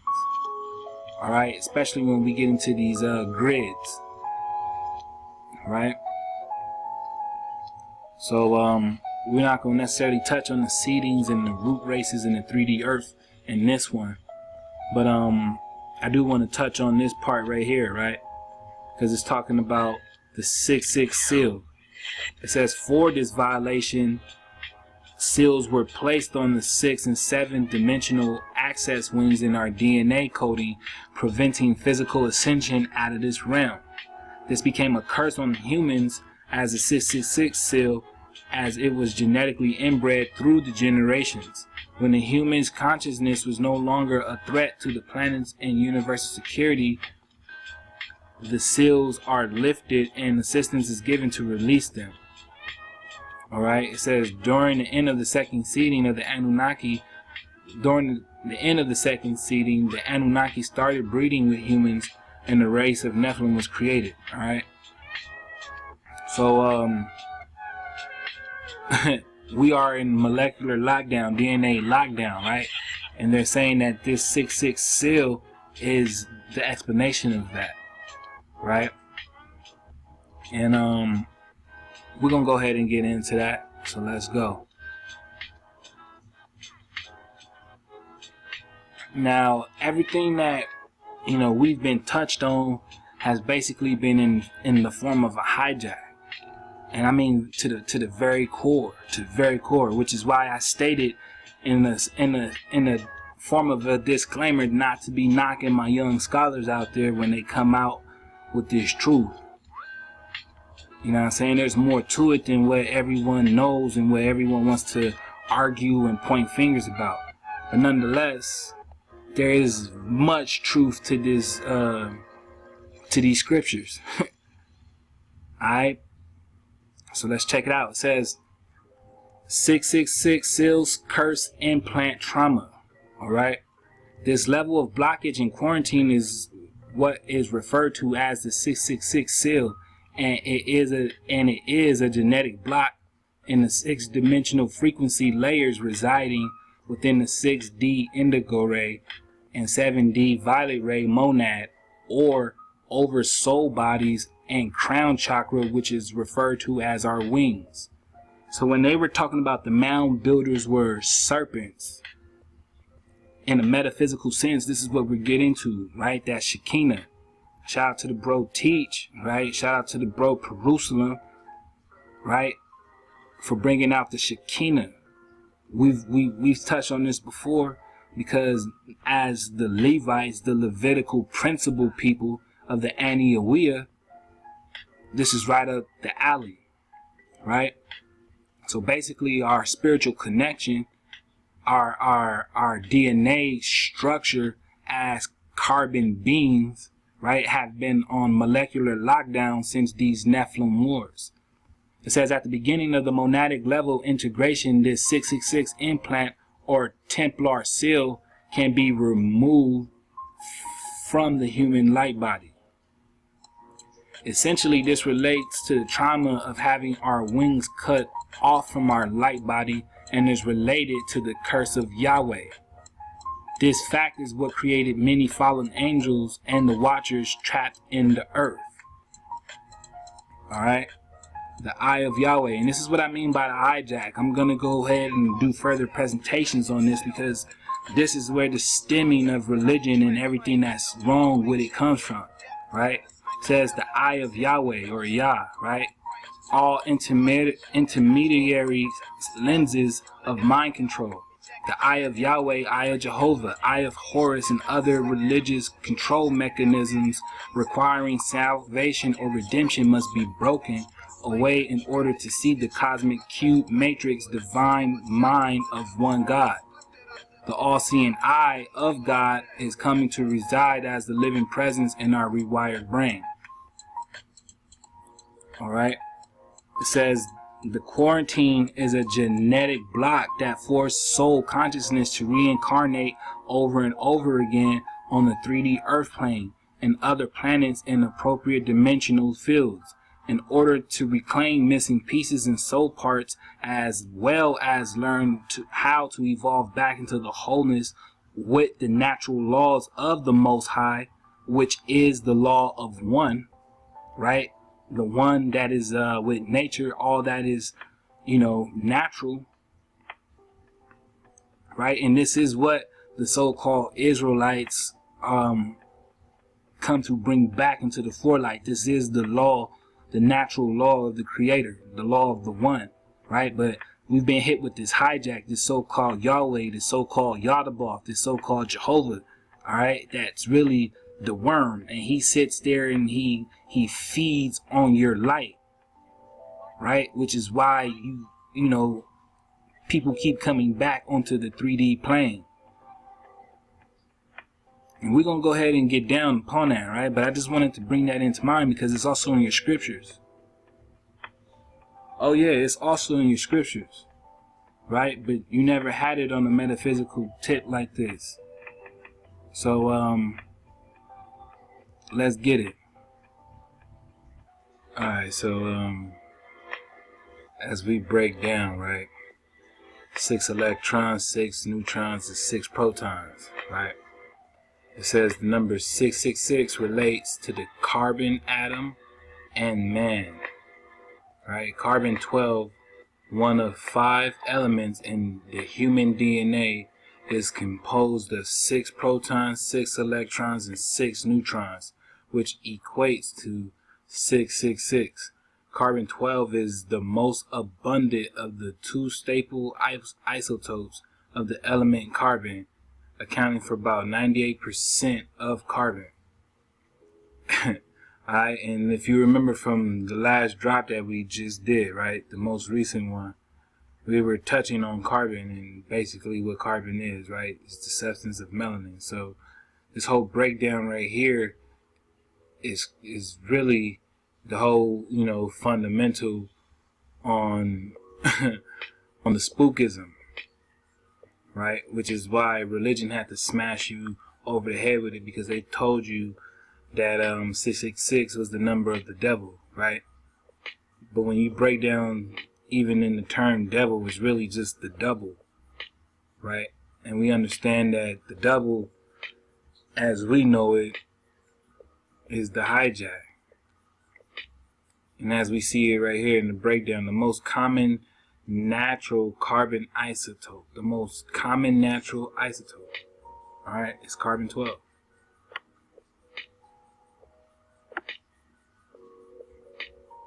All right, the most common natural isotope, amounting to about 98%. All right, so when we go back to the script, matter of fact, let's just get into it. All right, I just want to touch on something real quick, because when it comes to these play words, you've been reading it from a perspective without necessarily diving into the etymology or just what can be meant. And I'll give you a few examples. I'm not going to break down this entire chapter because, that's not my intention. But I will highlight a couple of notes that I found just to give you an example of what I'm talking about. And then, we'll continue on. So in Revelation, right, chapter 13:1, it starts off by saying, "And I stood upon the sand of the sea, and saw a beast rise up out of the sea, having 7 heads and 10 horns, and upon his horns 10 crowns, and upon his heads the name of blasphemy." So, as you can see, right, just in that verse, I'm pretty sure you all been used to an image of a monster, right? Some type of dragon or hydra, right? Because it says having, right?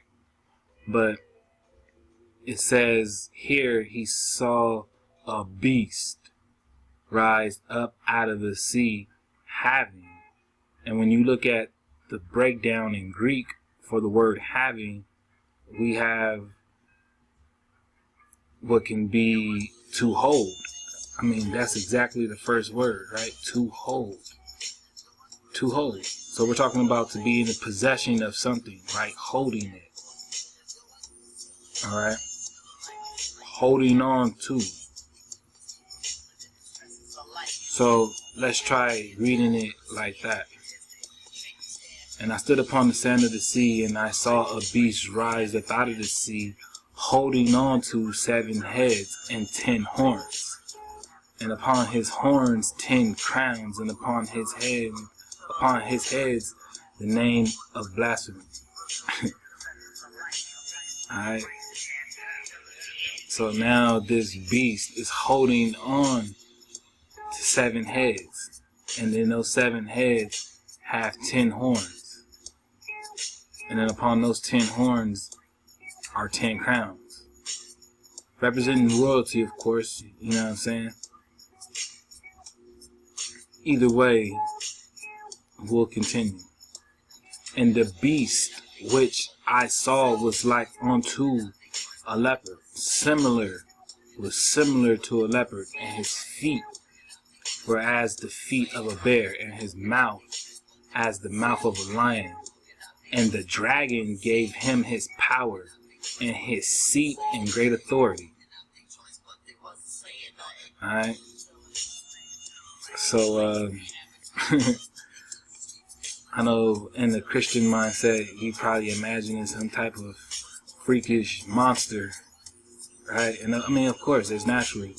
The way these words are put together, that's exactly what they're meant to do to the mind. But, if you've been surfing this channel, if you've been surfing Wave, if you're part of Drop Nation, if you're part of the, Righteous Cedars of Lebanon, then you are already aware of the hijack and how they hide, certain messages that they want to convey to those who are aware and adept to their language. And again, we're going to go ahead and give you an example. Now, this beast is a key point, right? Because in their breakdown, they're telling you that it's a dangerous animal, a venomous wild beast. Okay, so keep the fact that they real repetitive with this word beast. But the likeness is unto a leopard, and his feet were as the feet of a bear, and his mouth was as the mouth of a lion. Alright, so already I'm going to tell you just off top that this image is of an angel. An angelic being. Now, they're not going to necessarily break it down to you like that per se, because they're not trying to allude to the practice that overtook you, that replaced you, the double that replaced us, the double that came and invaded everything. They're telling you right here in the process and how they did it, right? But you don't see it this way because you've been tricked into thinking, into taking everything literally, on face value without doing any digging. You don't really, chew for the meat and spit out the bones. Y'all get caught up in the first thing that hits you. So, and I'm going to break down too in, further installments that this image right here that they're talking about, this beast of the leopard, is really an angel. What you would call an angel or an angle of light. Alright? And, as we break down the term dragon, right, it means a fabulous kind of serpent. So if you remember earlier when we were digging on the mounds, right, and we were reading in that one book how it said that, the Indians refer to the mound builders as snakes, right? As snakes, as the Nagas, right? And we know about the Nagas, the divine serpent ones, right? So in essence, they're really telling you that the dragon, the serpent energy, which is really the Shekinah, right? The Shekinah, the dragon energy, the serpent energy, gave this beast his power, which is really an angelic force. All right, because as I just broke down in the tab before, when we're talking about the hijack, right? It's what we were referring to as Yahweh or Yaldabaoth, and we'll go ahead and break that down in further installments and presentations. But you got to understand that when they refer to this being as God, right, the God that you're used to, the God that you have in your mind, this image of a creator that you're seriously used to, is this being, all right, this hijack. And it's implemented throughout their entire language, because they're telling you right here, the fabulous serpent, right? The fabulous serpent, the Shekinah, gave the beast his power, right? And his seat, his throne. See, in Greek, the breakdown is throne, right? His power, his sense of sovereignty, right? And great authority. What is authority? In the sense of ability, privilege, that is force, capacity, competency, right? Freedom, mastery, concretely magistrate, superhuman. All right, they're telling you that this dragon, this serpent energy gave this beast superhuman energy, alright?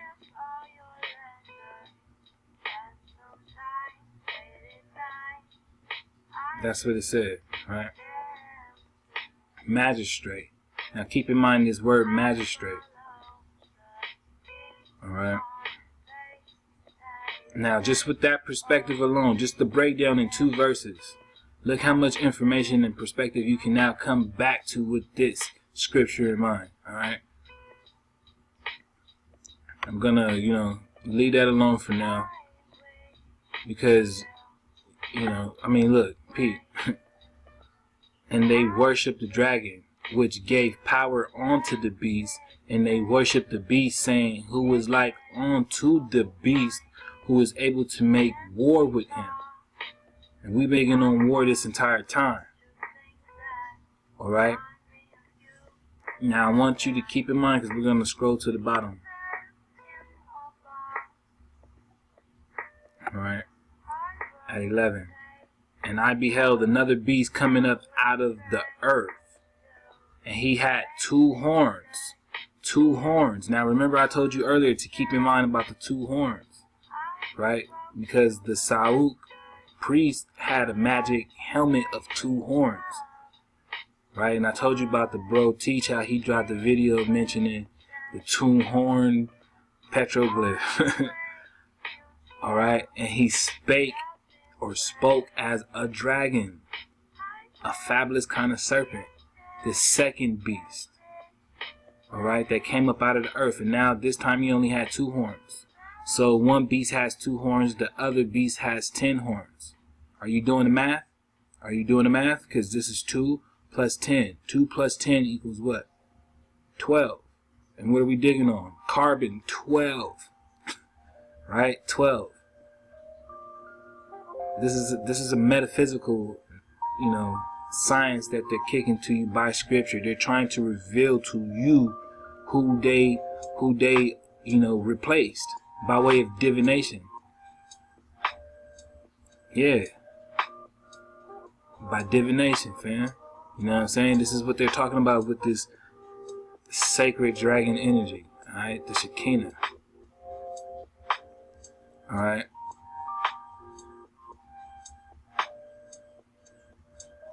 I mean, it'll even tell you right here. And he did great wonders, so that he maketh fire come down from the heaven and go on the earth in the sight of men. Alright? Power. Superhuman. Magistrate. Now, remember I was telling you to keep that word in mind, right? Because when we're digging on blasphemy, watch, you go back up, and it's telling you about blasphemy, right? Blasphemy, evil speaking anything especially against God.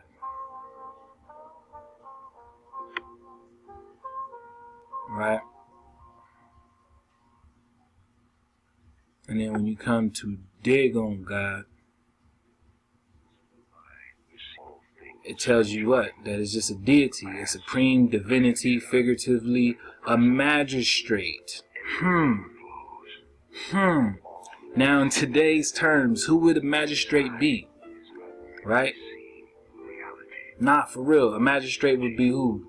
The one that hits the gavel, right? The one wearing the black robe, right? The one that gives you time, right? The one that issues you a ticket or a fine. The one that really has authority over you, a judge in the courtroom. That's what a magistrate is. And they're saying that's who God is. So to speak blasphemy against God is evil, according to them in their language, right? And they're trying to tell you that God is who? That God is this Yahweh. Right? This Jehovah, this Eye of Horus, and other religious control mechanisms.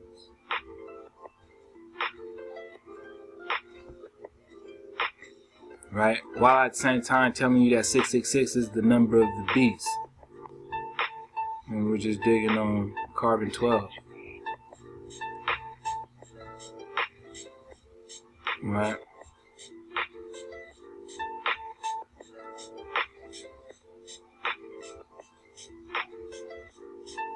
So when we go down and they tell you about the second beast and how the second beast has the power to do miracles and so forth, we get down to 18 and it says, here is wisdom, let him that hath understanding count the number of the beast, for it is the number of a man, and his number is 666. So the entire time you're over here reading about a beast, and the beast is the same thing of the man. There's no separation between this beast and the man. Right? So they're calling the beast, which is the man, with the number of the 603 score and 606, 66, right? The beast. And that should come as no shock to you. So when you go back and read this entire chapter in broader perspective, right, and realize that the beast is a man from the jump, so he really saw a man holding a head with holding 7 heads with 10 horns. Alright? And keep in mind that they're telling you that God is this hijack. Straight up.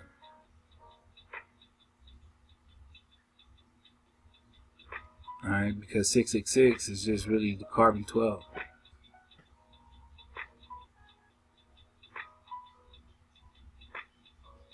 Alright. So we're going to go ahead and continue so we can ride on out. Let's do it. Now when we were dealing with part 5, we was talking about Ogyges, right? Because he was the son of King Og in the Book of the Giants, which is supposed to be from the Dead Sea Scrolls, and a book that's basically an apocrypha. Alright, now I just want to get down here real quick because I want to touch on something.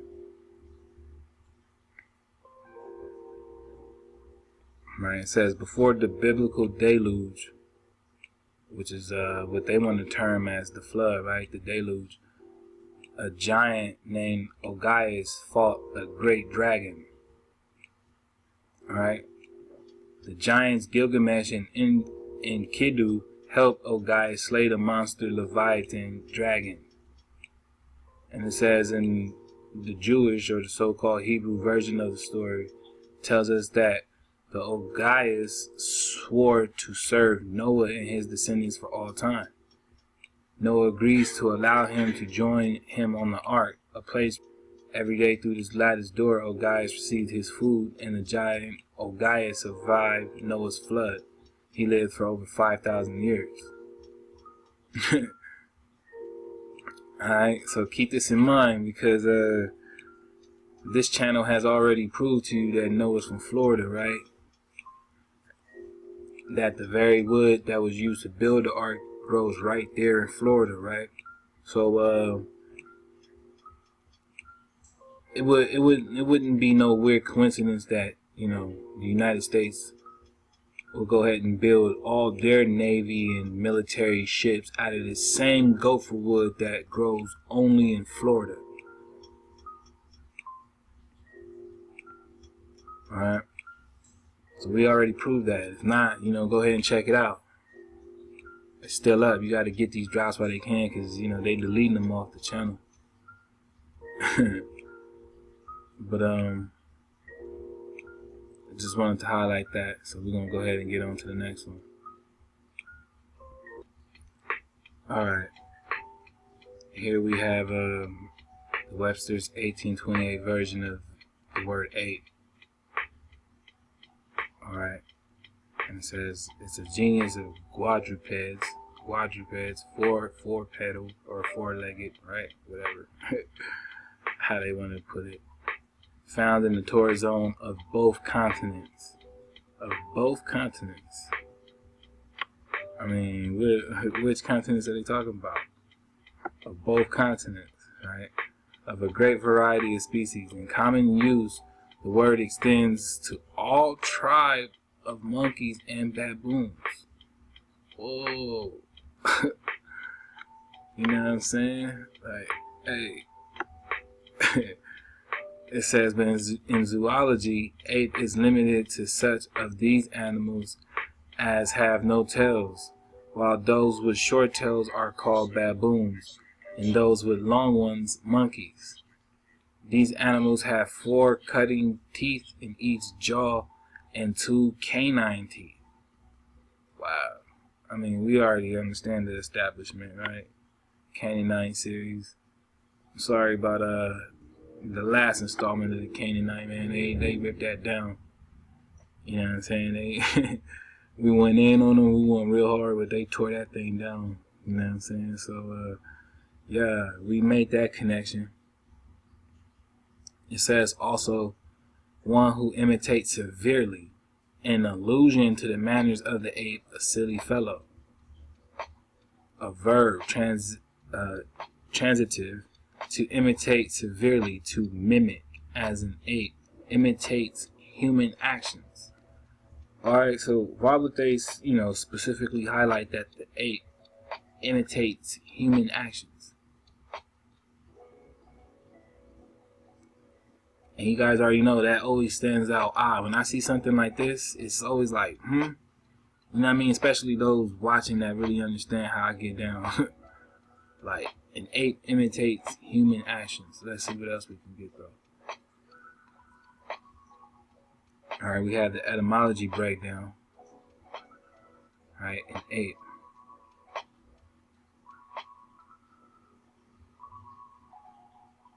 An ape. Alright. It just says an ape and monkey. Common word into the emergence of monkey. Right? A simian, tailless, man-like monkey. Man-like monkey. What is a man-like monkey? I guess that would be an ape.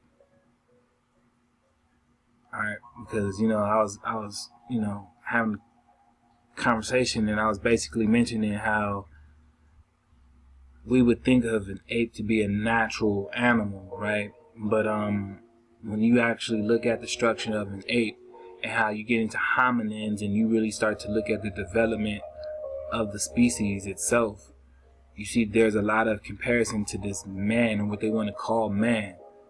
You know, and basically just science, and when we get into, you know, the engineering, the biological engineering that took place on the planet, that was taking place all across the plane. You know what I mean? Like, these kind of experiments were going on, period. Which is why we even have an ape, because an ape is just an experiment on the way, you know, to perfect the body of man. No doubt. Right? A man-like monkey.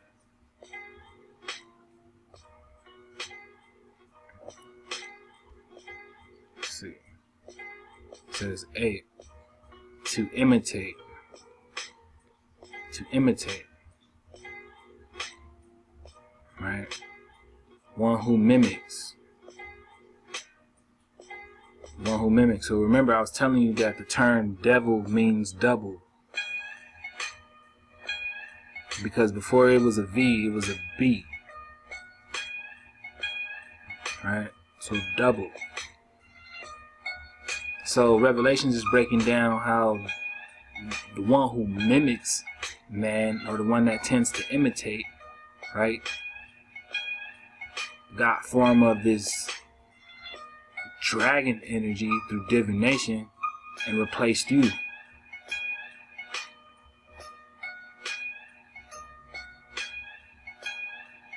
Alright. Let's dig some more. Monkey. Right? Monkey.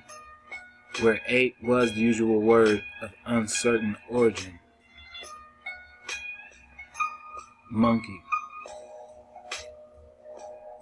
Alright. Ape. Monkey. Let's see what we get. Right? It says the old French form of the name is Monaquin, recorded as Monakin. Version from whatever this person's name is, right? Which could be a diminutive of some personal name, or can be from the general Romanic word, which may be ultimately from Arabic Maimun or Maimun, monkey, literally auspicious, of euphemistic usage because the sight of apes was held by the Arabs to be unlucky. The word would have been influenced in Italian by folk etymology from mana, which means woman, a contraction of Madonna, which means my lady.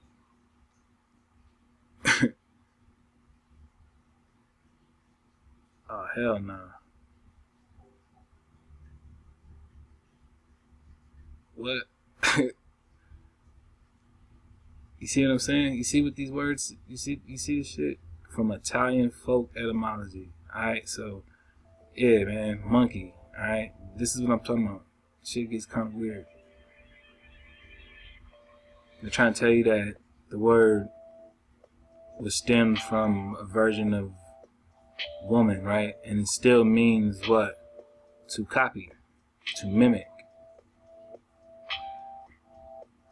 To mimic. Alright, so we're talking about a creature that likes to mimic so-called man's behavior. And you're going to see why in a minute, you know. Shalom, we're going to go ahead and continue on. Alright, here we have this tab, right? Giantopithecus. Giantopithecus is basically giant ape. Alright, and it's their proof of the giant species. They're saying that, you know, they found these bones, you know what I'm saying, that prove that giants exist. And this is the actual species, or, you know, term that they put them under. without a doubt. It says they are an extinct genius of ape that existed from perhaps 9 million years to as recent as 100,000 years ago. I mean, dig on that number. Has this, let me get that back. Has this not been present the entire time throughout this presentation?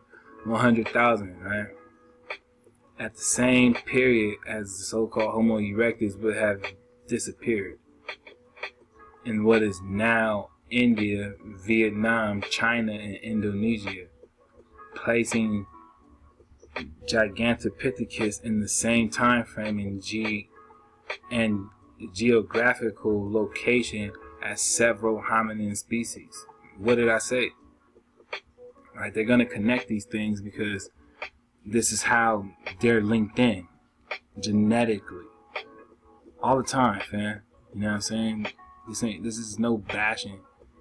When we're talking science, especially from a high degree, when we're talking genetics, it's always going to come back to the hominins because they understand of, you know, their origins and what they're similar to.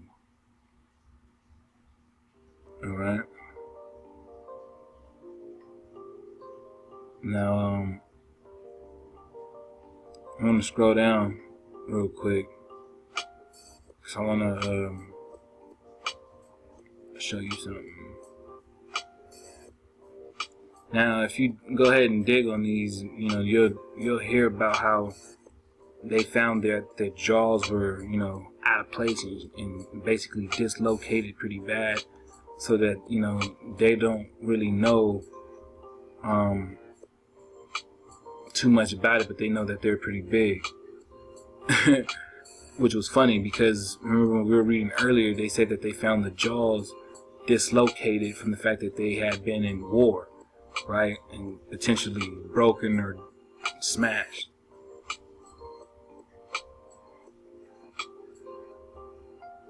So when we get into the description of the giant Thepithecus, right, it has no pelvic or leg bones have been found, right, but it says the dominant view is that the species walks on its hands and feet like modern gorillas and chimps.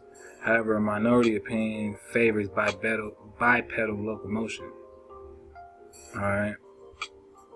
So they're saying that it could have had a support, I mean, the body to support itself like this, but potentially it can also, you know, stand up on two legs and walk bipedally. That's what bipedally means, to walk on two legs, right?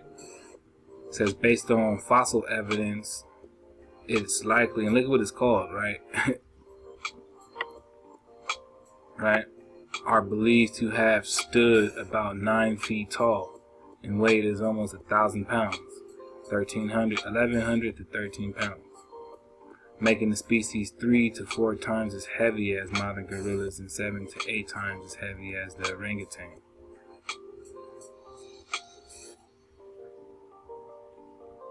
Alright.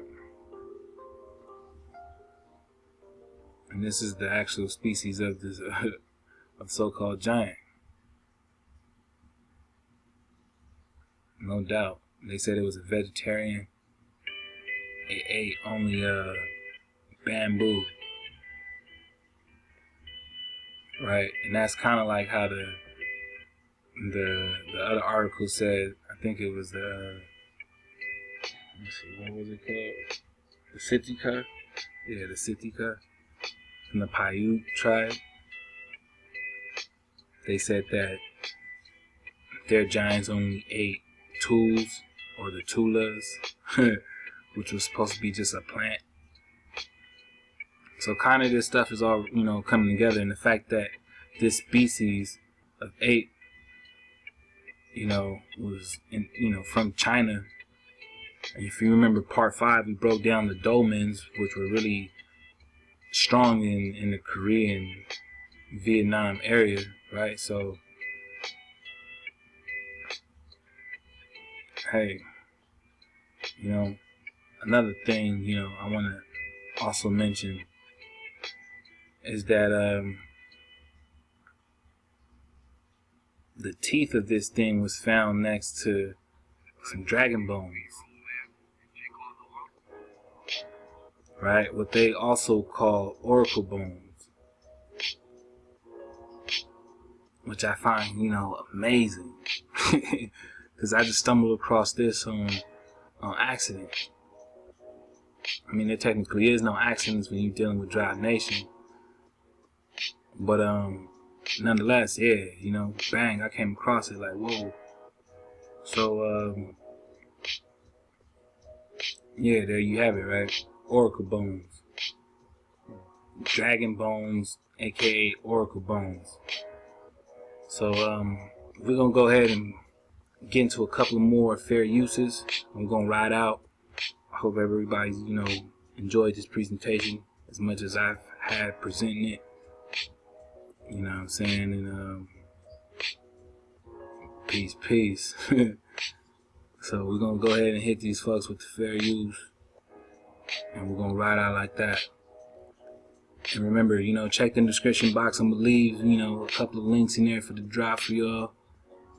And yeah, I'm gonna leave the email too. If anyone got any instrumentals they like to send through, so we can throw these, get the mix in with some of the vibration from the tribe. You know what I'm saying? Keep everything natural. Nonetheless, yeah, we're gonna go ahead and get to the next one.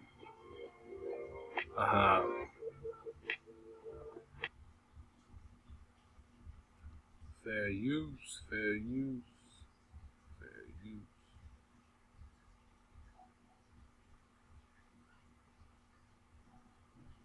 Shalom to the tribe, to the Shabbatai.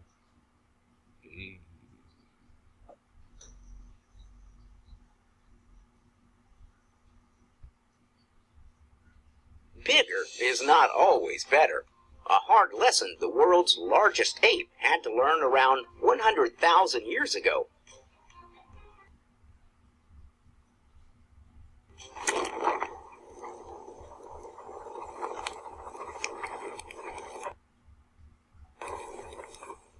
Gigantopithecus stood at 10 feet tall and weighed up to 500 kilograms. Although its stature would help protect against predators, the giant ape's size was its downfall. The world's largest ape inhabited what is now southern China for between 6 and 9 million years, living on a vegetarian diet. Score 1 for the vegetarians.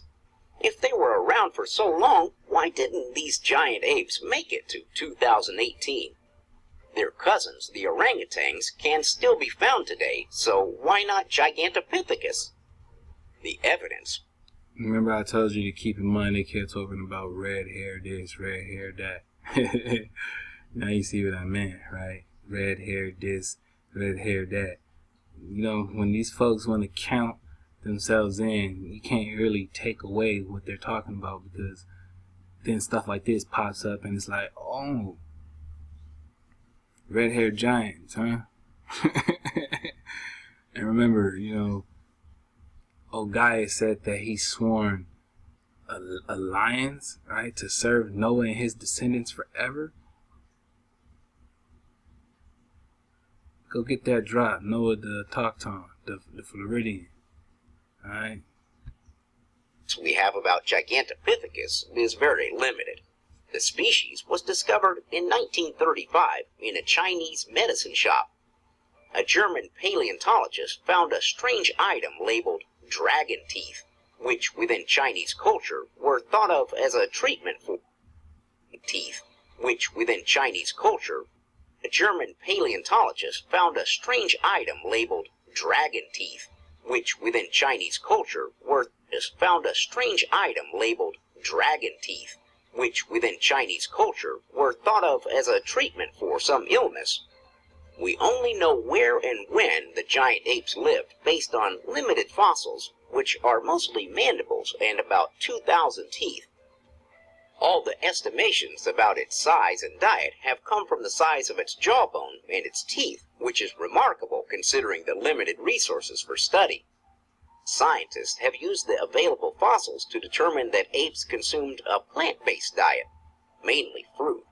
But very little is known about these giant apes compared with other similar species. Most of their remains have been excavated from caves in southern China, but similar fossils have been found in Thailand and Vietnam, which could suggest a lot found in Thailand from caves in southern China, but similar species.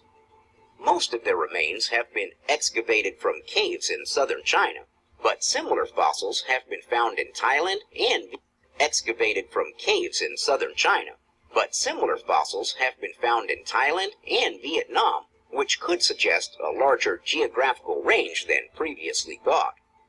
A recent study suggests that climate change is not the only cause of modern-day heat waves, but it also caused the extinction of Gigantopithecus around 100,000 years ago. Due to their size, they simply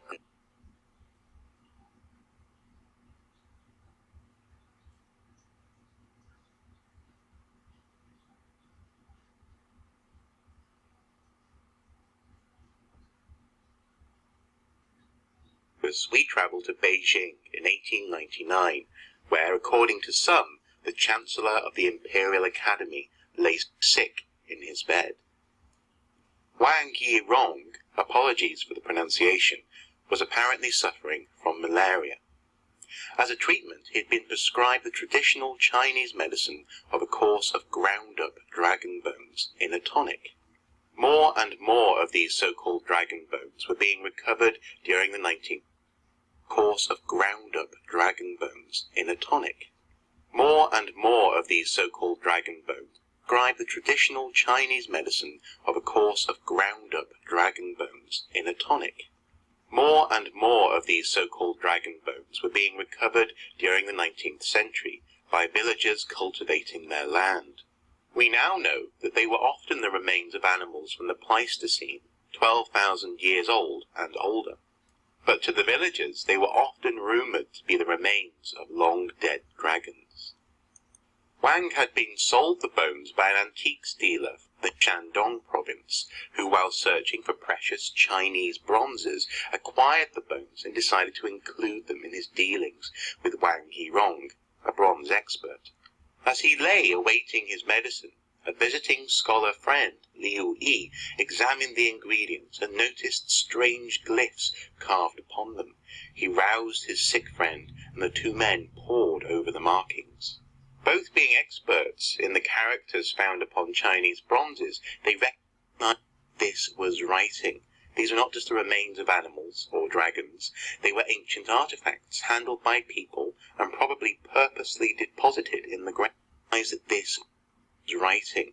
These were not just the remains of animals or dragons. They were ancient artifacts handled by people and probably purposely deposited in the ground. These would become known as oracle bones. A later commentator stated, "No one can know how many oracle bones prior to 1899 were ground up by traditional Chinese pharmacies and disappeared into people's stomachs." In truth, this is